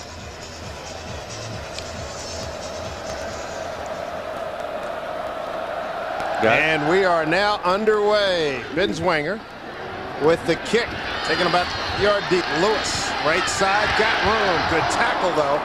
That could have been dangerous for Marshall. Nice play, 27 yards on the return. John Saunders made the stop. So Antonio Lewis, an All Big East performer last year, second team return specialist. At 1 touchdown return, punt return for touchdown. Junior out of Waldorf, Maryland. So the Mountaineer offense will start at its own 27. Pat White gives the slate. Oh, fine defensive play by Marshall. Shavar Greer, senior from Beckley, West Virginia, making a play. 6'2", 228 senior. Steve Slayton with a terrific first half. 21 rushes for 140 yards, 2 touchdowns, and a gaudy 6.7 average. That's sometimes a game for some running backs, and he did it in the first half. Loss of 2, second down at 12 coming up. Slayton to the left side this time, picks his way to the 30, about 3 yards on the game. Matthews is there with help from Couch and McClellan, making the stop for Marshall. Well, Marshall on the first 2 defensive plays, at least, Dave, they've done a good job. They win the battle at the line of scrimmage on first down, but on second down, they do not allow Steve Slayton to get around that corner and use his speed to the outside. So Marshall on first and second down doing a nice job, and that defensive coordinator, Jim Collins, doing an excellent job making an adjustment at halftime. West Virginia 3 of 4 on third down conversions in the first half. White's got plenty of time. Not a very well thrown ball to Darius Renaud, junior out of Luling, Louisiana.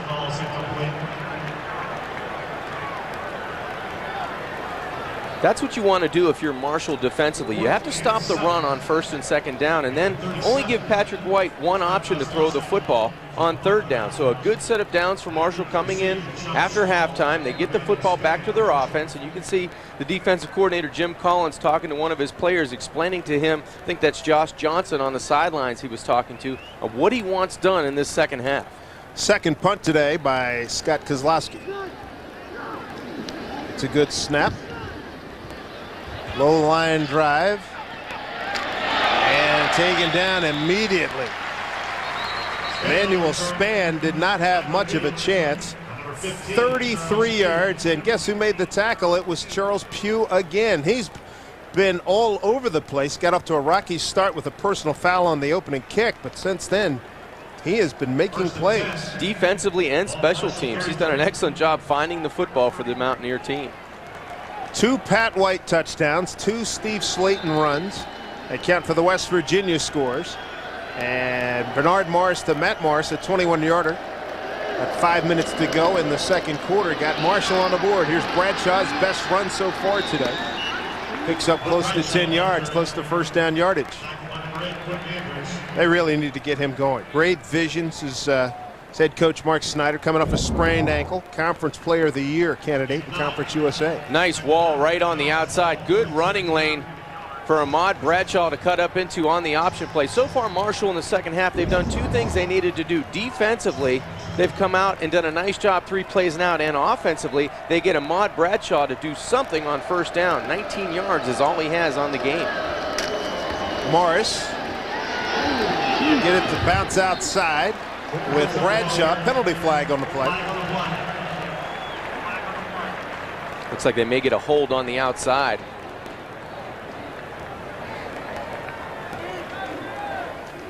Holding, number 48 on the offense. 10-yard penalty from the spot of the foul. Repeat, second down. Dennis Hennigan heading a Big East crew here today. Back judge is Gary Dansowitz. Ben Vasconcells is the field judge. The side judge is Howard Curry. Kevin Cody's the line judge. Tom Considine, the linesman. Umpire is Paul King. Ball Marshall 35.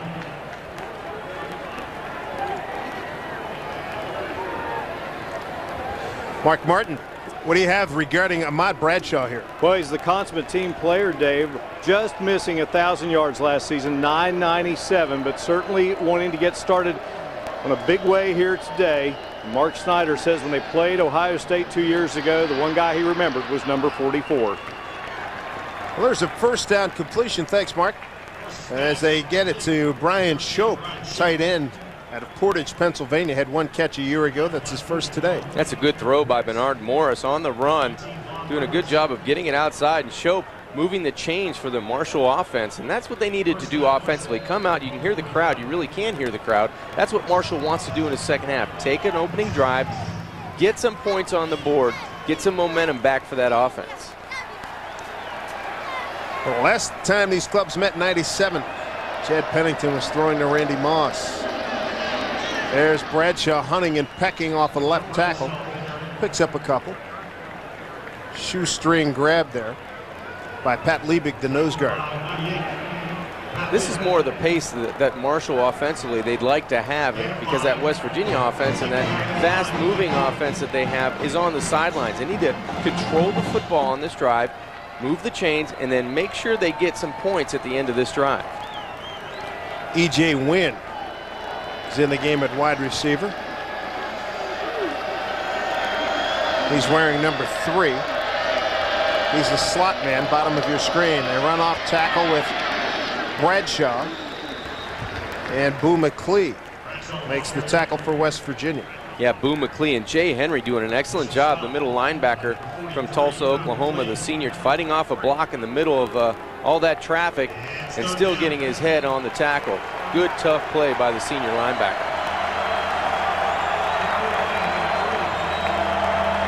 Marshall 2 for 6 on third down. Mountaineer fans looking for a stop. Third down and 3.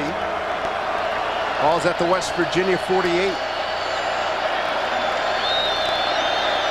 4 minutes and change in third quarter here in Morgantown. Option play. Morris got the first down. Got a block. Oh, and he got caught from behind. And it's a good thing from the West Virginia standpoint. That's a first down. Boo McClee with the shoestring tackle. Gain of 9. First down, Marshall. Well, good athletic play. Making the first man miss is Eric Weeks in the backfield. He's in the Marshall backfield, and Bernard Morris did an excellent job of eluding that player and then getting to the edge and getting to the corner. It looked like Boo McClee on the shoestring tackle on Bernard Morris, or Morris would have had a couple more yards. Nice drive, Dave, to open up this third quarter.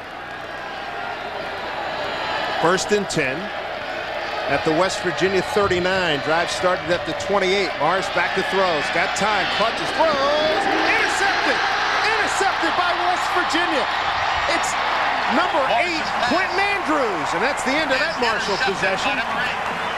First team All-State performer out of Opelika, Florida. First career INT. Bradshaw made the tackle.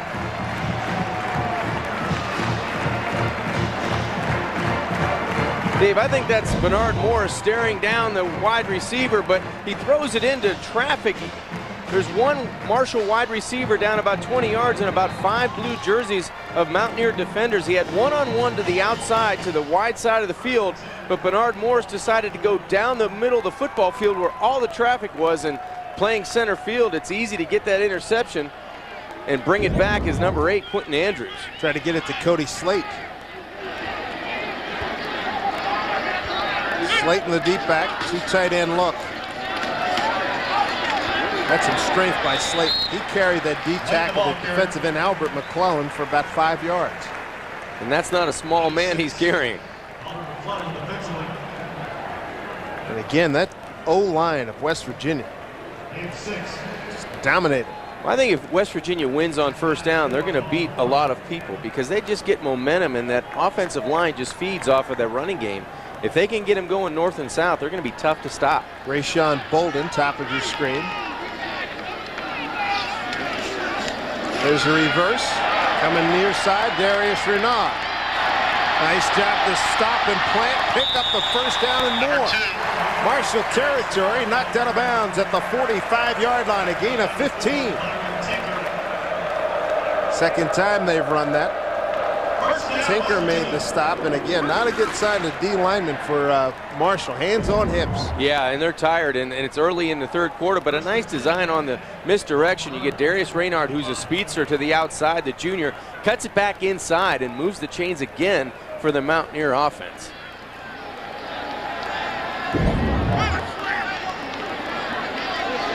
First down play. Slayton, nice dip in, turns the corner, he had nothing, he made something out of it. Big gain by Steve Slayton. Down to the 28-yard line, first down, West Virginia, gain of 19.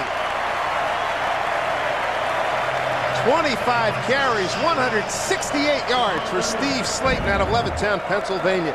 We talked about in the open for West Virginia, the key to the game was be physical and play your game, and right now the game is Steve Slayton. He had an excellent first half, but what speed and acceleration, Dave, you mentioned it, there was nothing there to the outside. He made something out of nothing, and today 160 yards on 25 rushing attempts, 2 touchdowns already, and 6.7 on the ground he's averaging. Slayton having a terrific afternoon. He slides, he glides, and he's got the power. He slides and he glides, and then he stops, and then can accelerate again and get by you. Taking a page out of Mr. Sanders' book, as in Barry Sanders. Take a break, 8:54 to go. Timeout on the field. West Virginia in command, 28-7.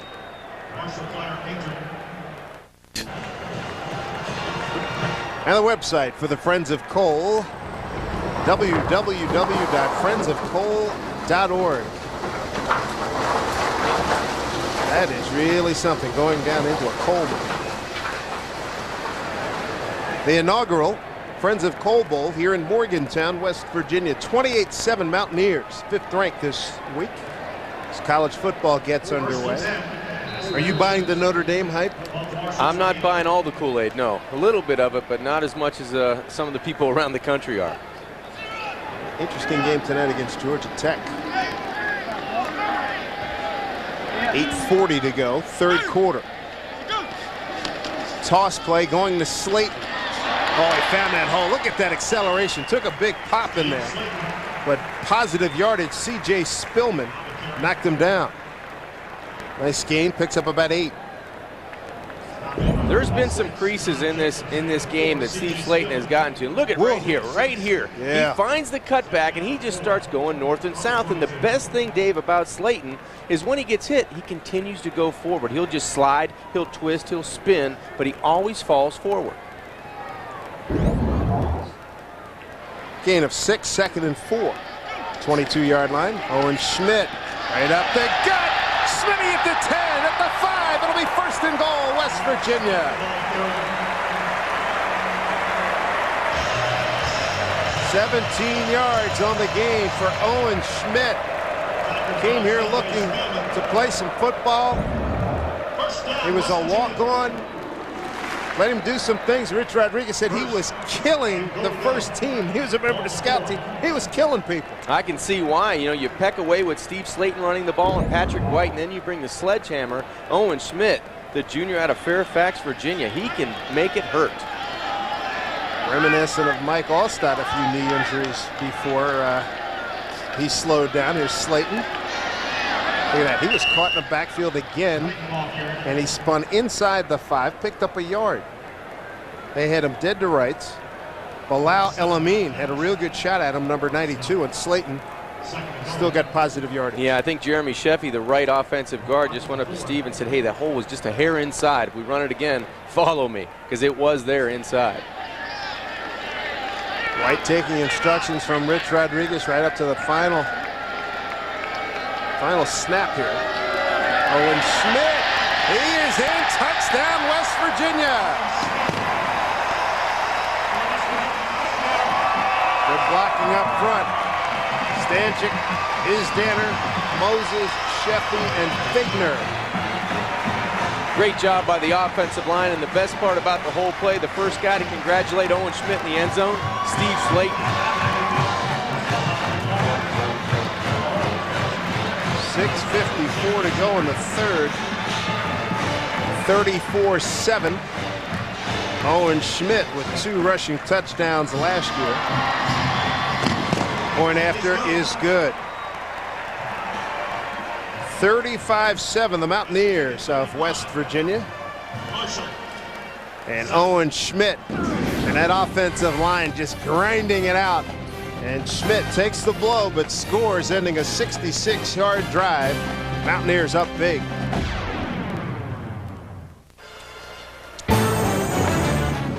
Today's Friends of Coal Bowl is brought to you by Friends of Coal. Visit our website at www.friendsofcoal.org.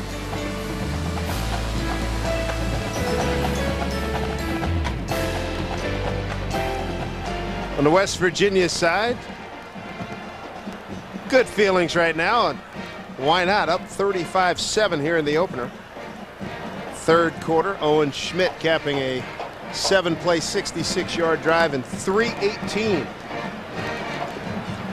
The interception by Andrews set up that scoring drive for the Mountaineers. Glad you could join us, everybody, for the Friends of Coal Bowl here in Morgantown, West Virginia. Marshall taking on the Mountaineers, along with John Kinjemi and Mark Martin. I'm Dave Sims. And here comes the kick. Dribble it downfield, and a monster collision. I think people in the last row heard that one. And that might be the last time. That was a linebacker. Yeah, that's Josh Johnson. I think that might be the last time he volunteers for that. Yeah, he may let that ball pass by him the next time and say somebody else's job is to run it. I block. Yeah, because the tackle by Andy Emery was pretty impressive. Total yards, overwhelming advantage for the Mountaineers.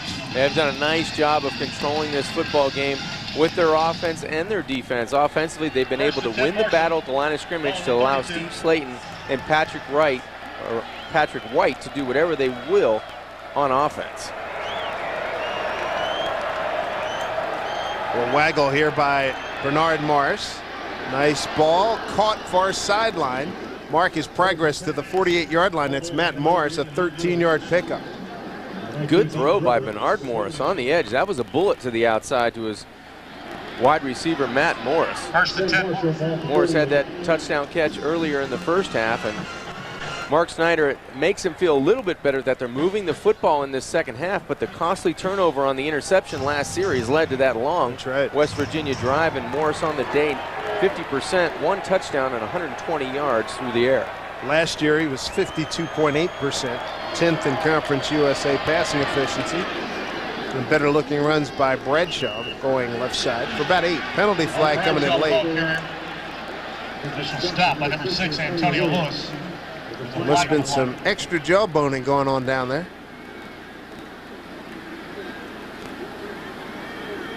Here's Dennis Hennigan. After the play was over, personal foul, number 6 on the defense, 15-yard penalty from the end of the play. First down. Antonio Lewis drawing the ire of his head coach. And I agree with him. That wasn't a smart play. You know, the play's over. Bradshaw's down on the football field, and then you just get he's ripping at the football, and then he just, you don't do that. That's just not sportsmanship. That's not smart. That's not what Rich Rodriguez coaches. Don't forget the beautiful thing about football. Illegally, you get to hit somebody hard, but that was on the illegal side. Up the middle. Not much there for Bradshaw. Bradshaw, the ball carrier. He clearly was a focal point of this defensive unit. Dingle, Liebig, Dykes up front, McLee, Henry, Hathaway, and company in that front 6 or 7. Oh yeah, well, we talk about the offense of West Virginia, we talk about the defense as a group, but that front 3, they have to do a good job of creating a stalemate on that offensive line for Marshall so those linebackers and defensive backs can get up and make plays, and they've done that today. Marshall has almost as many penalty yards as rushing yards. Chubb Small up the middle for a couple. Not much there. Jay Henry makes the tackle along with Boo McLean. West Virginia starting to commit a lot more people than Marshall can block, so they're going to have to make somebody miss at the point of attack, and that time Chubb Small did a nice job of inching out a couple yards on that second down carry. Clock running down inside 5 minutes here in the third quarter. Marshall 3 for 7 on third down conversions. May have to move Bernard Morris out of the pocket on this play here. Play clock at 5. They're going to run it. Chubb Small, his third carry. See what kind of spot they get. They had to get to about the 19.5-yard line. Going to be very close. That was a good effort by Small inside the tackles. When he got turned around, he at least kept going north and south, and it came very close to the first down.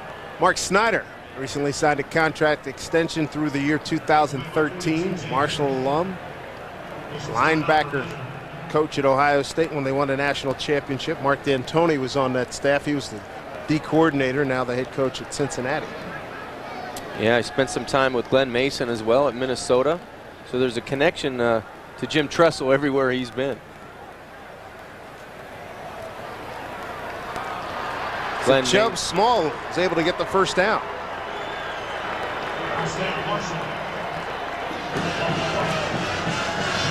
I don't know, Matt Morris at 6'3", 219. He went up and got that football so effectively for the touchdown in the first half. You might want to take a look at him down inside the 20-yard line, especially if West Virginia comes with pressure and man coverage. The tight end, top of your screen, is Cody Slate. Emmanuel Span at the bottom. On the waggle, they were waiting for him. Throw it up towards the end zone, try to get it downfield to Slate, but a good defensive play. Staying home on that weak side. Good job over there. Yeah, nice job of staying put defensively for the Mountaineers that time, but I just think there's too much pressure. When you go two tight ends, you bring everybody inside that box. West Virginia is stronger, they're faster, and they're getting to the point of attack a little bit quicker than Marshall can block them right now. So you might want to spread them out a little bit and see what you'd like to do, make it easier for Bernard Morris. Eric Wicks putting some pressure on. Second down and 10 at the 20. Blitz coming, tried to time it up, they didn't. McLean got that foot over the line. Yeah, and I think he made contact with the right offensive guard as well, Dave.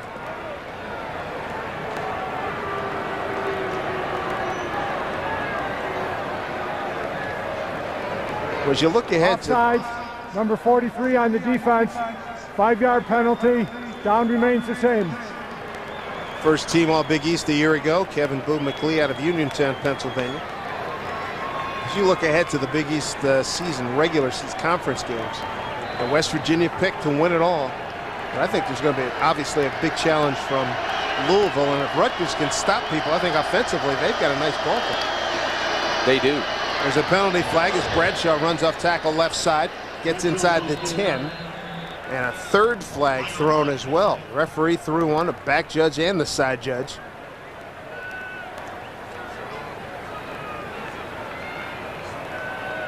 Oh, you get $2 for $1 here, right? I think so. One hold on the inside, maybe one hold on the outside. There are 2 penalties on the play. Holding number 13 on the offense. That penalty is declined. Holding number 66 on the offense. That penalty will be accepted. The 10-yard penalty. Repeat second down. Brian Shope, number 13, and Doug Legursky, the center. Yeah, inside there was some holding going on. You can see right at the point of attack. Right there, he got a big hunk of jersey. Hunk of jersey. Oh, man. But on the outside as well, it looked like Brian Shope had a hold. So decline one, take the other one, and Rich Rodriguez, either way, is happy. It's second and long. 41 plays today for Marshall, 7 penalties. Second and 15. Ball's back at the 25. Blitz coming. Morris sees it, reads it, goes up the middle. If he had waited another second, he could have had that, who was it, Cody Slate, tight end, maybe throw a block for him. Picks up yardage inside the 20 to the 18. Good play. There's a 3rd and long. Good play by Bernard Morris on 2nd down. Puts the ball up and just a quarterback draw. Good design, good hole to run through. And there's the block you were talking about, Dave. Just need to be a hair more patient and let Cody Slate get in front of him. But he did what he tried to get as many yards as he could, get in a good 3rd down or a better 3rd down situation. 4 for 8 on 3rd down for Marshall. Last year, just 37% efficiency. Not efficient here. Morris falls on it at the 27.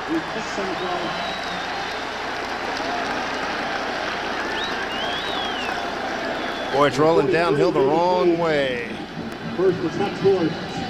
Tough day for Morris. Not sure if that was a bad snap or his head. That was a bad snap, low and outside, and Morris could do nothing with the football. He did a good job just to get back on it, but a bad snap on the shotgun snap.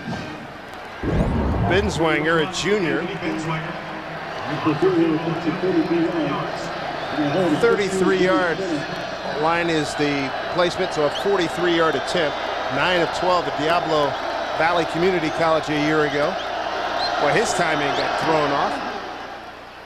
Nice and easy stroke, and he bangs it through.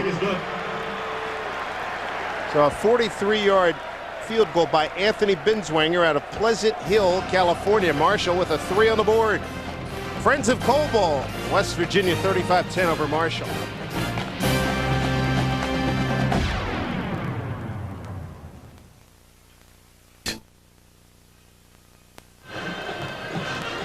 Barber was turned loose this morning here at Morgantown, West Virginia. 35-10.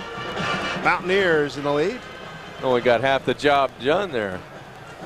Hey, Ma, guess what I did today? Yeah, I fell asleep and somebody cut my hair. I laugh. I had that happen to one of my kids did that. I came home one day and they had one of those deals. Yeah, didn't go over well at the Sims household. I'm just getting into that stage, Dave. Guess what you got to look forward to, big fella.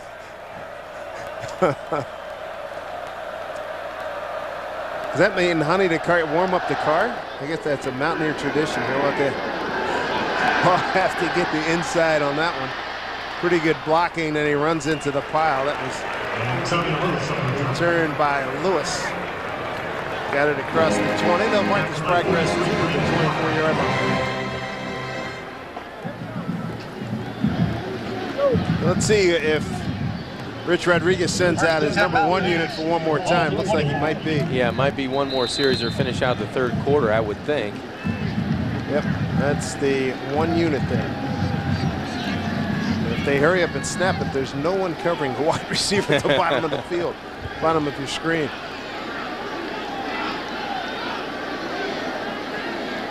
Four-man rush for Marshall. Slate finds another crease. First down, West Virginia, across the 35 to the 36, a gain of 12. On the right side, Sheffy and Figner made it happen. And they've been making it happen all afternoon long. There's been great creases for Steve Slayton to slip through with his terrific speed. He's been able to get to the hole and get to the other side of the hole, and the Marshall defenders catching him about 5-6 yards downfield. From the 36, first down, West Virginia. Now they're going to come left. Crease again. Gain of about 6, maybe 7. Let's go to Mark Martin, and you got some more information on Steve Slayton. Well, Dave, they like to feed this young man the ball, and when you think about where this guy came from a year ago, he just told me simply, I wanted the coaches to know my name. I wanted to maybe not be on the scout team, but Rich Rodriguez says this young man, just like his quarterback Pat White, ever so humble. He says Steve Slayton comes to practice every day, just like he did a year ago in August, just wanting them to know his name. They know it all over college football now, that is for sure. Big East, Georgia, everybody watching this game today. Yeah, you think the Bulldogs remember Steve Slayton? I think they do. 3 quarters in the book. 35-10, West Virginia. Mountaineers getting a 3-yard run from Owen Schmidt to make it 35-7. Binswanger with his first field goal of his career. from 43 yards, the Marshall points. 35-10.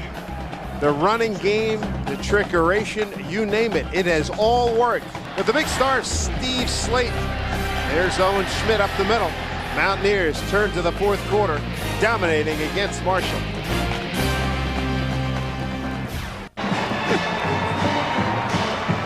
(35-10). West Virginia, the number 5 team in the nation. Dave Sims, Jen Kinjemi, and Mark Martin and crew on hand here in Morgantown, as probably will be the last time we see the number 1 offensive unit for the Mountaineers. Pat White at the controls. Tried to get it to the tight end. First time they looked in the direction of Michael Villagrana, a junior out of Boardman, Ohio. He had 1 catch last year. They played a lot of special teams last year. Rich Rodriguez speaks very highly of them. There's your numbers through 3 quarters. Yeah, West Virginia's just done a great job of dominating the football game, starting up front, but then their athletes, Patrick White, Steve Slayton, Miles on the outside catching touchdowns. It's just been a good job of mixing it up with the run and pass, and Patrick White, he's the key at quarterback. Here's Kozlowski with the kick. A decent roll, nothing great, inside the 20-yard line at the 19.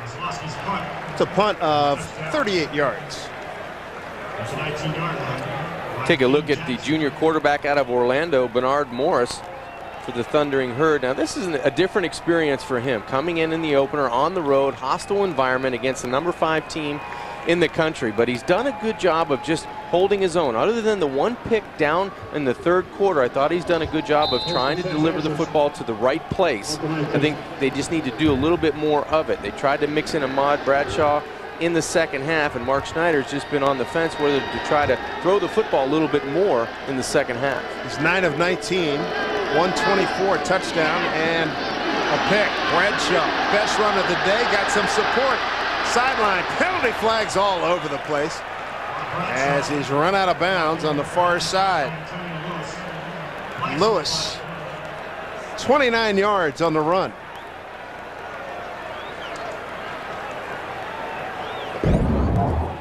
What an effort by Bradshaw to get some running room to the right side. That's a good block there. There's the clip. That might have been it, the 2nd block of the 3 that you saw.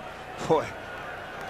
Let's take a look right, not that one, but coming into your screen right there. That's the block that draws the flag. Illegal block in the back. Number 89 on the offense. 10-yard penalty from the spot of the foul. Repeat first down. No doubt about her there. Matt Morris called for that infraction. And disappointing and deflating to Mark Snyder, the 2nd-year head coach, just when you have a positive play and you get Ahmad Bradshaw back to make a little bit of electricity on his sideline, they get a penalty. 9 penalties for 105. And when Coach Snyder sees that, he'll be a little bit chagrined. I mean, that's a killer, as you mentioned. You get positive yardage, now it's brought back, but that was an easy call. Yeah, and coaches always say, you know, you don't want to do that in your first game, and you make your best strides offensively and defensively from first game to 2nd game, but those penalties will kill you, and it doesn't matter what time of the season. There's a waggle from the backside. They go screen. Good block. First down, 35. Determined run by Bradshaw. Knocked out of bounds at the 42-yard line. First down, Marshall, gain of 22. When Ahmad Bradshaw gets going north and south and he has a little bit of running room, this kid can run the football. And he's a strong back too, 5'11", 197. Good effort by Morse by retreating away from Wicks to give his running back a little bit more time to get away from the line of scrimmage, and then watch him deliver the blow at the end. Whack! He's delivering the shot. 2-on-1 on the outside, and Quentin Andrews knew that he tackled a tough running back in Ahmad Bradshaw. 3 catches, almost 9 yards a pop. Straight up the middle. Oof. Bounce back. Stout in that middle of the defense. Bobby Hathaway, you saw him get up, number 55. He stuck his nose in there. Johnny Dingle as well. What a textbook tackle by Bobby Hathaway. Watch him wrap around the waist and deliver the head on the side. Just a great form tackle. Drives right through him. Perfect tackle by Bobby Hathaway. Drove through. You always hear coach, but get those hips into it. Bobby did it right. 100%. He'll get graded on that play for sure. 2nd down and 8. Marshall at its own 43. There's another takedown. Wide open, overthrown. E.J. Wynn was wide open, and Mars couldn't get it to him. 3 flags on the play. Yeah, John Inman. Holding. Number 3 on the offense. 10-yard penalty from the line of scrimmage. Repeat 2nd down. John held his arms out. What did I do? Well, he did save the quarterback's life. First things are first, Dave. That's right. The life you save may be your quarterback. That's right. And I'll remind you of that on the way back to the huddle, says exactly Bernard right. Morris. Jeez. Yeah, just on the outside, the engagement goes right here, and that's the arm bar takedown. 2nd down and 18. Sadly, Marshall has a $115 in penalty yards to 113 rushing. Marshall picked 4th in the Conference USA East Division behind Central Florida, Southern Miss, and Memphis.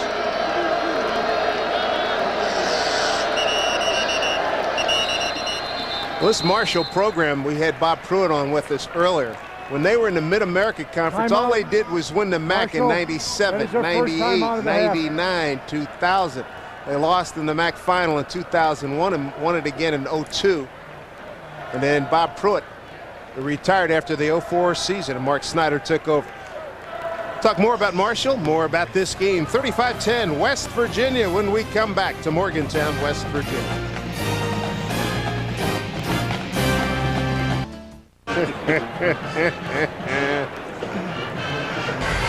Welcome back, everybody. This is the Friends of Coal Bowl from Morgantown, West Virginia. To the top 2, the only 2 D1A programs in the state of West Virginia. Marshall taking on number 5 West Virginia. Along with John Kinjemi and Mark Martin, I'm Dave Sims. 35-10. It's all Mountaineers. Steve Slayton, Pat White, they have been the stars that we had expected them to be. Tremendous performances by the offensive line. Look at the first down, a 2-1 margin. Marshall with a long way to go. 2nd down and 18.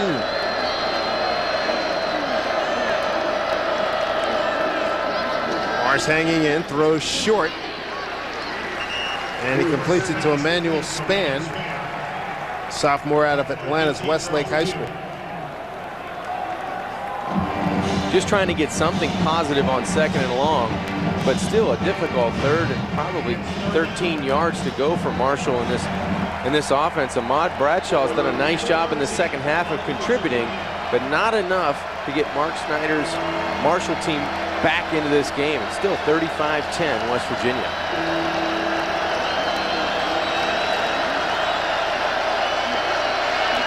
Four of 9 on 3rd down conversion. Look out, blitz. They run the screen backside. Tight end's got it, and he got the first down. Cody Slate. Well executed by the Thundering Herd. First down, gain of 17. That's the 2nd time Bernard Morris has done a nice job of drawing the Mountaineer defenders. Watch him let the Mountaineer defenders get close and buy enough time to get that screen to the outside. Cody Slade, the tight end, does a good job of getting a 2nd effort for that first down. He knows where he needed to be for that marker, and before Magro can make the tackle, he does a nice job of letting his blockers get out in front of him, and then that extra effort moves the chains for Marshall.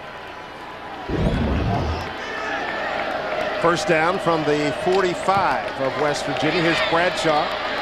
Nice run. 2nd and 3rd effort. Looks like a spot that's going to give him a first down. Gain of 10.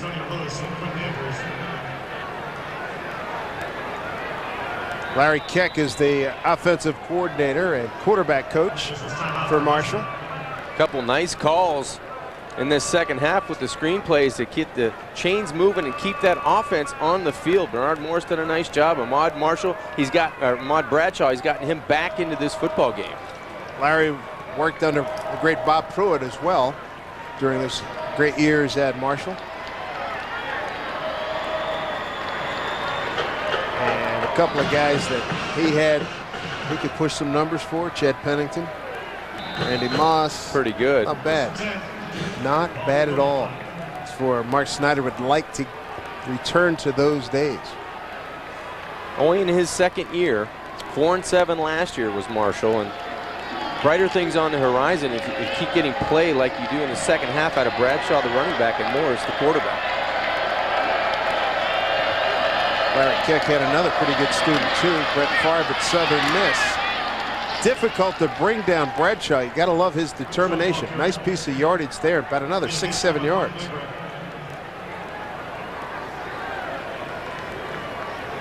You know what I noticed here today?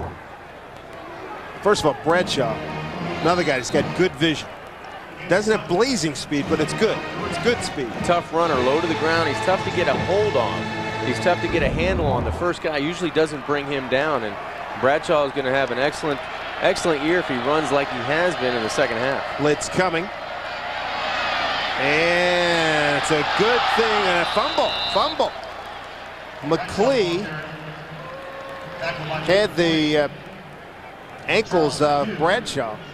He was running right by the blitzer. Had he been able to get through, there's nobody home on that backside. Good point, Dave. He looked like he was going to go right by the blitzer, but he just got tackled a little left. The left leg gets stopped, and he gets back on his own fumble, does Bradshaw. But McClee does an excellent job of finding the ball carrier again. That's what these linebackers do really well from West Virginia. They find the ball carrier, and they don't waste any time getting a hold of it. So Bradshaw's out. Chubb Small gets the carry. Tackled from behind, maybe a gain of 1. Very aggressive penetration there by West Virginia. It's going to leave Marshall short of a first down by about a yard. Fourth and let's call it 2.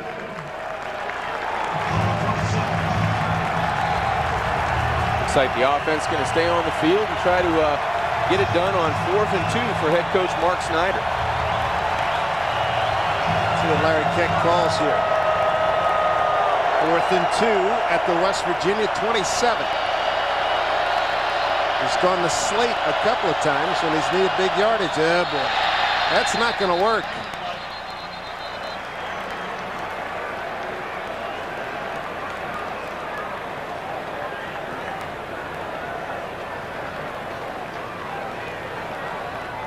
False start, number 73 on the offense, 5-yard penalty, remains 4th down. Seth Cook, senior from Gilbert, West Virginia. 4th and 7. That makes it a 4th and 7. You could be optimistic and say, hey, there's 5 more yards they get to work with. Yeah, you can say that, but not against this defense. Rich Rodriguez and Jeff Castile, the defensive coordinator for the Mountaineers, have done an excellent job of putting guys in the right spots. And there's Jeff, lower part of your screen right here. Done an excellent job of pressuring the pocket. And there's 2 down linemen. Let's see how many guys come. 3 down linemen. They're creeping up, bringing a whole package of blitz. Got to get rid of it, and throws behind the receiver, Marcus Fitzgerald. Penalty flags all over the field. Might have been Eric Weeks from that field side safety trying to get a head start on the snap count. May have been in that neutral zone.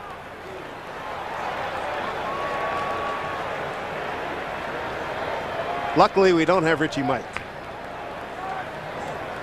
Yep.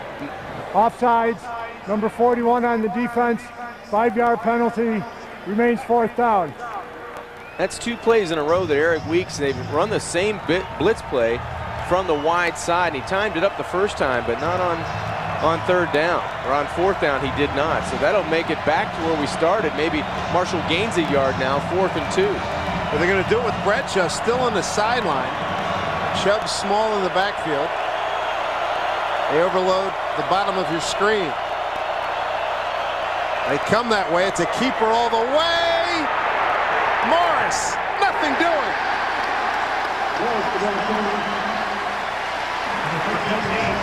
Too much speed on that West Virginia side of the ball. Change of possession. When we come back, the Mountaineers will have the ball, leading 35-10 here in the fourth.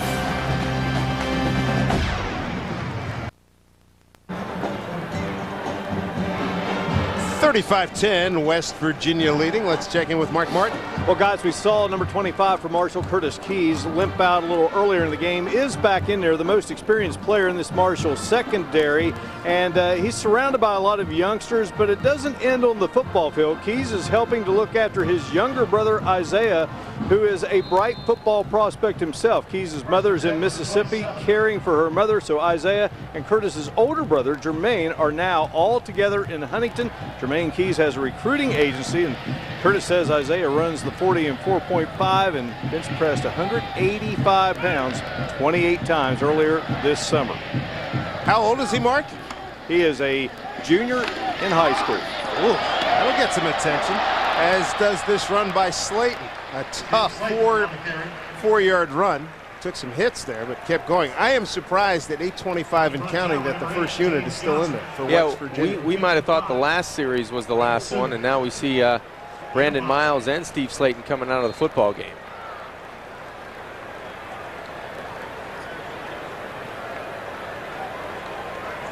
Well, Owen Schmidt right now is the tailback. Two wides, both sides.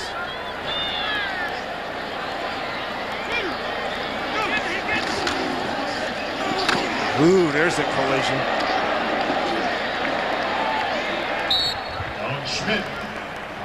That was a football play there. Brendan Souter, meet Owen Schmidt. And we've had some sounds of the game for you today with some hard hitting between these two interstate football teams, but none louder than this one. Hey now. Woo. That'll make you sore for a couple weeks. Golly. That's a collision. That's right, emphasis. It's not a contact sport, it's a collision sport. Straight up the gut again. Real subtle, huh? First down, West Virginia.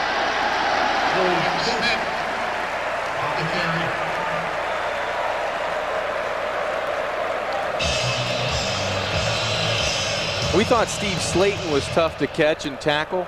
When Owen Schmidt gets that 6'3", 250 pounds going north and south, he will run you over. And watch his pad level. It's not real high for a big guy. He's down low. Look at him. It's tough. He's initiating the contact, so it's tough to wrap up on him. You just have to really get in his way, and hopefully you stop him. C.J. Spillman at 6 foot, $193 against 6'3", 250. No chance.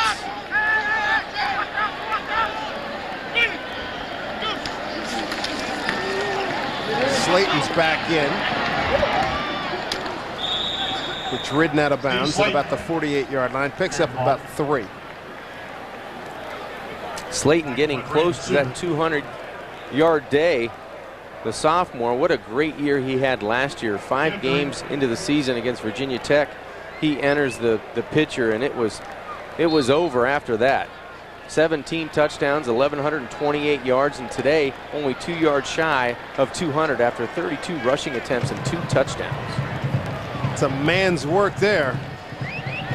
And hopefully he will take care of Stanchek, Isdaner, Moses, Sheffy, and Figner. Where do you want to go, boys? That's right. It's all me tonight, pal. There's 200. Penalty flag.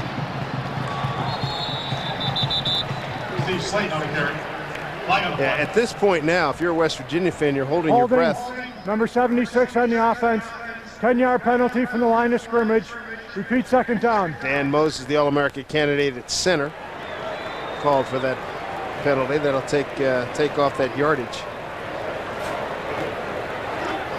Well, this offensive line, they haven't done many things wrong today. They've done an excellent job of getting people out of the way. Greg Isdaner, you see there, number 79, and Dan Moses anchoring in the center. And look at that score from North Carolina. Rutgers up by 4 with 3 minutes left to go in the game. The question I think everybody in the Big East has about Rutgers, can they get stops? Because offensively, with Brian Leonard, Mike Teal can throw the ball. They've got some people on the outside. They've got Ray Rice. They've got a freshman running back who they say is faster than Ray Rice. They've got some weapons on offense. Defense, another story. Slayton going for that 200-yard mark again. That might have given it to him. Play the ball, Karen. I hope that's what they were doing, trying to get him those 2 yards, because you don't want to get Steve Slayton overrun in the first game and risk an injury when the game's out of hand. So Slayton picked up about 7 or 8 pounds, ran a 4.37 during the 40. What a talent. It's a relentless offense by West Virginia. Second career 200-yard game. Of course, he went for 2 Bills plus in the win over Georgia in the Sugar Bowl last January. So he's got back-to-backers. White throwing off the wrong foot, running free, catch made, stays on his feet, down he goes at the 12-yard line. Tito Gonzalez, wide receiver, sophomore from Tampa, Florida. 45 yards on the big catch. somebody in that Marshall secondary was looking the wrong way. A busted coverage right down the middle of the field. Patrick White finds a wide open Tito Gonzalez. Nobody within 10 yards of the receiver. There you see some closing speed on the outside by one of the defensive backs from Marshall, 27. Jeremy Frazee, but wide open down the middle. You know what's interesting about that throw, John? You can appreciate this as a quarterback. He threw that off the wrong foot. I don't think that was the initial receiver. I don't think that was his one receiver. It might have been a second or third. And he saw him and just got it out there.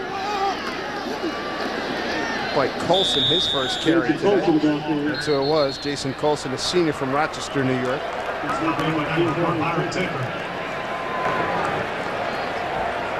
Tinker with the tackle. John, I got another question for you. We started about 3:39. Game's about 3:10, 3:15. The new rules were said to speed up the game. Somebody didn't get the memo, Dave. I'm on your side on this one. I mean, I didn't expect the game to be pitched in Bob Gibson 159, but I mean... We were hoping for something with a little bit of pace, right? That's been a slow game.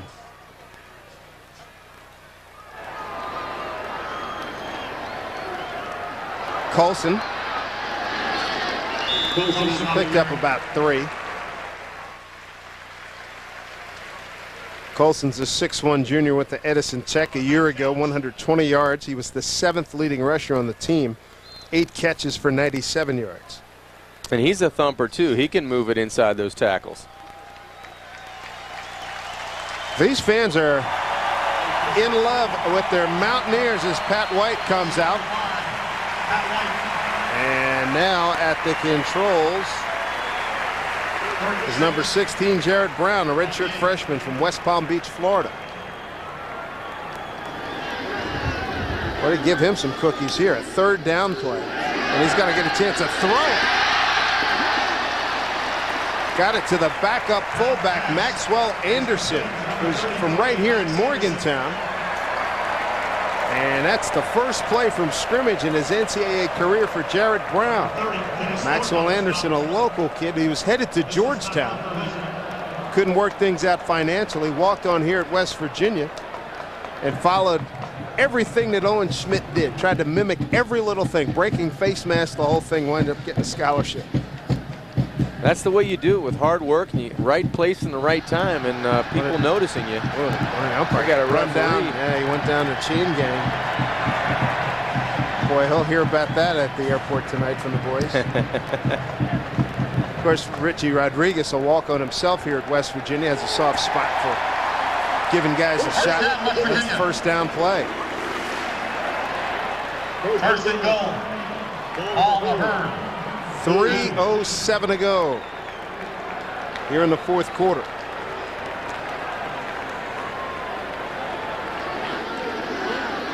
One heck of a hot ticket here at West Virginia.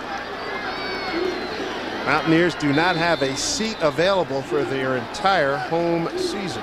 Eastern Washington next week.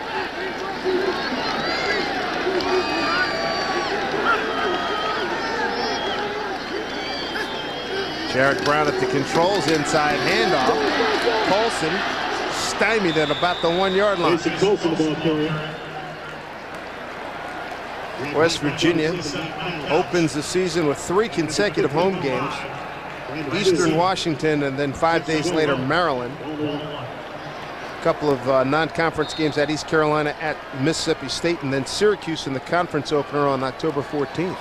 Yeah, very favorable schedule for Rich Rodriguez and his Mountaineer team to start the season. You know, that Maryland game always seemed to be a hurdle. Yeah, until what, I think last year. Until last year, right. Blew them out.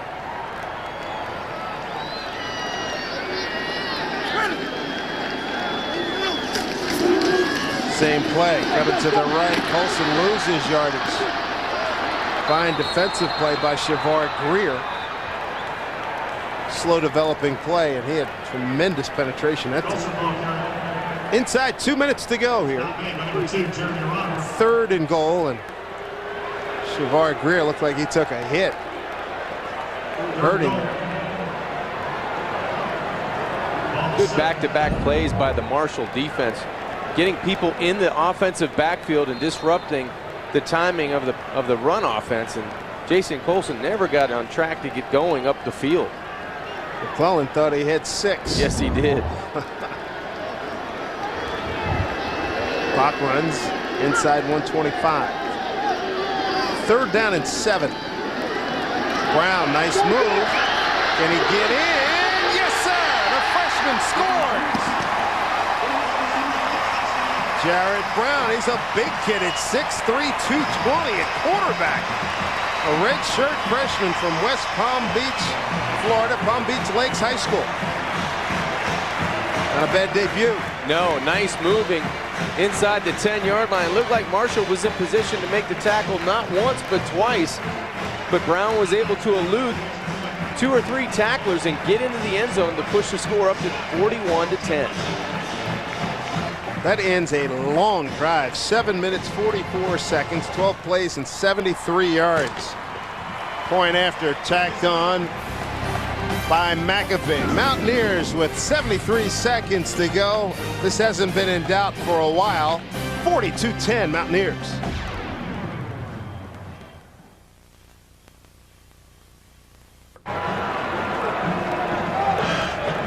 Number 5, West Virginia in charge here in the Friends of Coal Bowl, 42-10. Mark Martin, what's going on the sideline? Well, as this game gets ready to wrap up, Dave and John, Marshall, of course, going to leave here unsuccessful today in the win column, but always a lot of things you can take from a game such as this. An unbelievable atmosphere, and these guys know, a lot of the guys that will be back next season, that, hey, we get the Mountaineers at our place a season from now. But for the moment, you look at some of the athletes this team has. Bernard Morris, certainly an athletic quarterback. Ahmad Bradshaw, an exceptional talent. They can get some of those wide receivers back in the mix. And Cody Slade, outstanding tight end here today. A lot of good things they can take from this football game today. But once again, guys, they may be facing off in this opener with one of the premier teams in the country.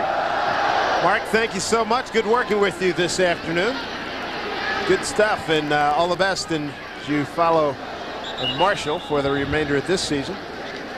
John, what do you think about West Virginia as we look ahead on their schedule and project into the Big East Conference? Well, I think the West Virginia team and fans have reason to smile this year. I think they've got an excellent offense. I think they have the dual threat of running the football with Patrick White and Steve Slayton, and they found a receiver in Brandon Miles who can take the load. Darius Reynard has good speed to the outside. The offensive line, terrific. Defensively, they were impressive today. They lost a lot last year coming back on defense, but I thought they rallied to the football very well, and they tackled, they ran to the football. It wasn't one guy, it was 2, 3, 4 guys. So with this schedule coming up, Eastern Washington, Maryland, East Carolina, at Mississippi State, I think they're going to cruise right through to that November 2nd date in that meeting at Louisville. I think they'll be undefeated going into that game, and by the looks of things, you know, it'll get tougher from there on in. You know, I think Rutgers, that last game of the season, could be a difficult one as well. And again, if Rutgers can get stops, they do have some offense. Rutgers did win earlier. Matter of fact, they started around the same time we did. 21-16, they win at North Carolina. Remember, a year ago, you and I were at Illinois when they were up 27-7 and lose the game. And the next week, Illinois comes back to return the visit. Here's what Marshall has in front of it. Yeah, they go Tough sledding, Kansas State and at Tennessee. That'll be 2 tough games, and then they get a game at UCF, who is going to be one of those teams in Conference USA right up there near the top. Chubb Small into the secondary, across the 45. Check that. That was Turner on the run. Clock running down. Final 43-7 left on the clock. Steve Slayton went over the 200-yard mark for the 2nd consecutive game. Went for 200 plus against Georgia, now 200 plus today.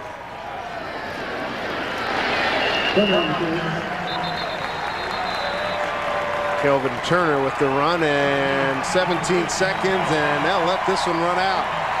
West Virginia Mountaineers, number 5 team in the nation, successfully opened the 2006 season, and they win the first Friends of Coal Bowl in resounding fashion, beating Marshall by the final of 42-10. West Virginia 42, Marshall 10. Mountaineers, Big East favorites, and they do a number on the Marshall Thundering Herd, picked for 3rd in the East Division of Conference USA. We will take a step aside and we'll come back and wrap things up here in Morgantown, where the Mountaineers victorious in a big way, 42-10.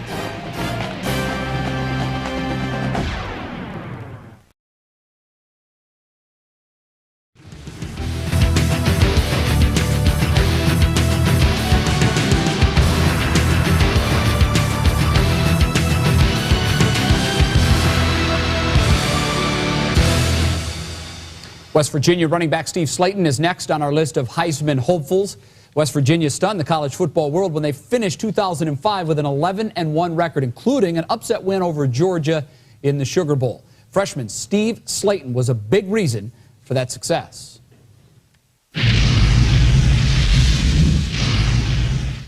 After carrying the ball only 8 times in the first 4 games last season, patience finally paid off for West Virginia rookie running back Steve Slayton.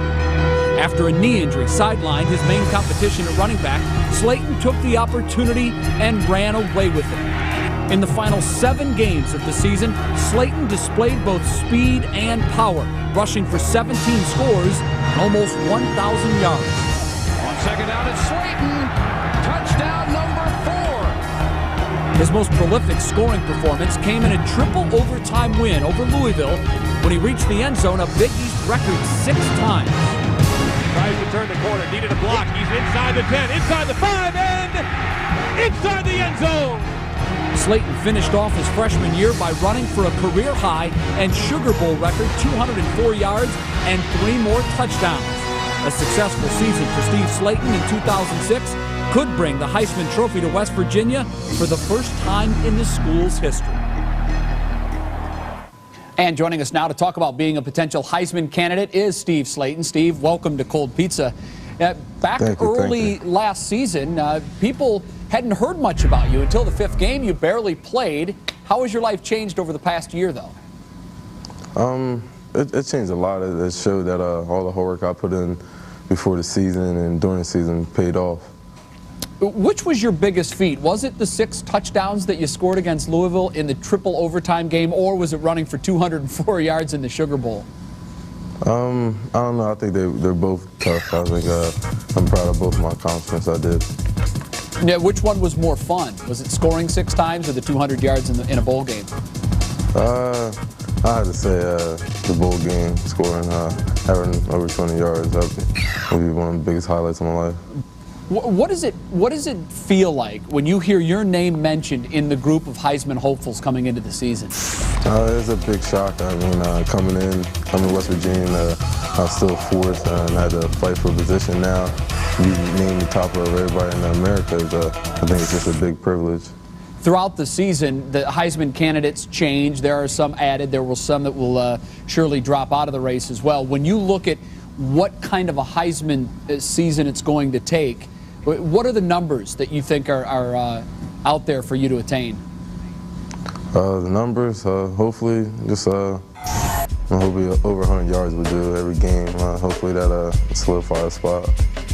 Over 100 yards a game, and also when you look at the season that West Virginia is looking at, is there one game that you have circled more than the others on the schedule? Which game would that be? First game of the season. I mean, it breaks off, it makes or break the season. Which running back would you compare yourself to in the NFL? In the NFL now? I think now I look up to LaDainian Tomlinson. He's a slasher guy, and he could do it all. Hopefully, I'm working on it, trying to do it all too. You know, we're looking at the past Heisman winners. No one has ever won a Heisman from a West Virginia school, or a Virginia school for that matter. Why is that? I don't know. Maybe we're not getting enough respect. We're asking all the Heisman candidates a Heisman confession. We'll have a little fun with this. True or false? We actually got this one from an article. You're so fast, you'll never win the Heisman Trophy because it will already be named the Slayton Trophy by the time you get it. True or false? False. How fast are you, by the way? I would say around a high 4.2 guy. High 4.2 40. Well, I'm sure your plans are to run away from opposing defenses this year. Steve, thanks for joining us. Best of luck to you in the 06 season. Thank you. Thank you for having me. As we said earlier, no one from the West Virginia program has ever won the Heisman Trophy. USC and Notre Dame claimed the most Heisman winners, 7 apiece, not far behind as Ohio State with 6. And 36 different schools have won at least one Heisman Trophy. Joining us now to give us further insight on West Virginia's Steve Slayton, ESPN.com college football writer Pat Forty. Pat, thanks for joining us again. It's going to be tough for Steve, a guy from West Virginia, to win this thing, but how can he win it? Well, one thing, this is a guy who comes with a lot of physical talent. There's no faster running back in the field of top contenders than Steve Slayton, who runs a 4.3 40-yard dash. Also, he's only 185 pounds, but he's awfully tough to bring down. Very, very strong, very explosive running back. He's going to get enough carries that he's going to have plenty of attention. And you factor in that West Virginia, with a soft schedule, could easily start out 7-0 and propel him right up to the top. Pat, what's the biggest thing working against Steve Slayton winning? Well, Jay, I'm not even sure he's the best candidate or even the best runner on his own team. The quarterback, Patrick White, who had a great redshirt freshman year last year, is going to be back and very much in control of that offense. And if White's numbers improve passing the ball, he could wind up being a more attractive candidate than Slayton. We need numbers to see whether or not Slayton's going to be a legitimate guy. What kind of numbers does he need to put up this season? Now, last year, he only started the last 7 games of the year, and over that time, he averaged 155 yards rushing a game, and he scored 19 touchdowns. That's a lot of work in a little bit of time. If you extrapolate that over 12 games, it would be about 1,860 yards and a whopping 33 touchdowns. If he does that and West Virginia wins every game on its regular season schedule, he's a top candidate. All right, let's have a schedule check. We'll split it in halves. Give us a first half game and a second half game that he needs to perform well in to be a contender. All right, you know what? He's going to try to win this all on Thursday nights. It'll be a Thursday night early against Maryland. That'll be their toughest early game, mid-September. National television audience, a chance to prove something against an ACC team. And then later on, 2 Thursday night games in November against Louisville in a game that should decide the Big East championship and could be 2 teams ranked in the top 10 at that point. And then mid-November, Thursday night against Pittsburgh, another team that could be in the Big East mix and their top rival. So those 3 games, West Virginia will have the nation's attention all to itself. If Slayton plays big in those games, he's got a chance. Pat, how much hype factors into Slayton's chances? Well, normally, Morgantown's not a place to go to look for hype, but it's a little bit different this time around. After they went 11-1 last year and they stunned Georgia in the Sugar Bowl, everybody in the national media went to Morgantown during the spring to write stories on the Mountaineers.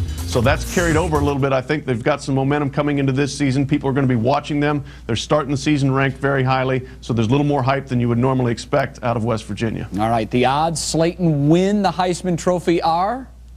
I'll start him at 8-1, but he could backslide off of that because the Big East teams don't get a lot of respect. You lose one game, you could lose a lot of ground. But if they win through a fairly easy schedule, they maintain that ranking, and his numbers are consistently good, he's got a decent chance. Pat Forty, as always, great stuff. Thanks. Thank you. Tomorrow we continue our Heisman Hopeful series when we sit down with Florida quarterback Chris Leak to find out how it feels to hear his name mentioned as a potential Heisman candidate going into the 2006 season.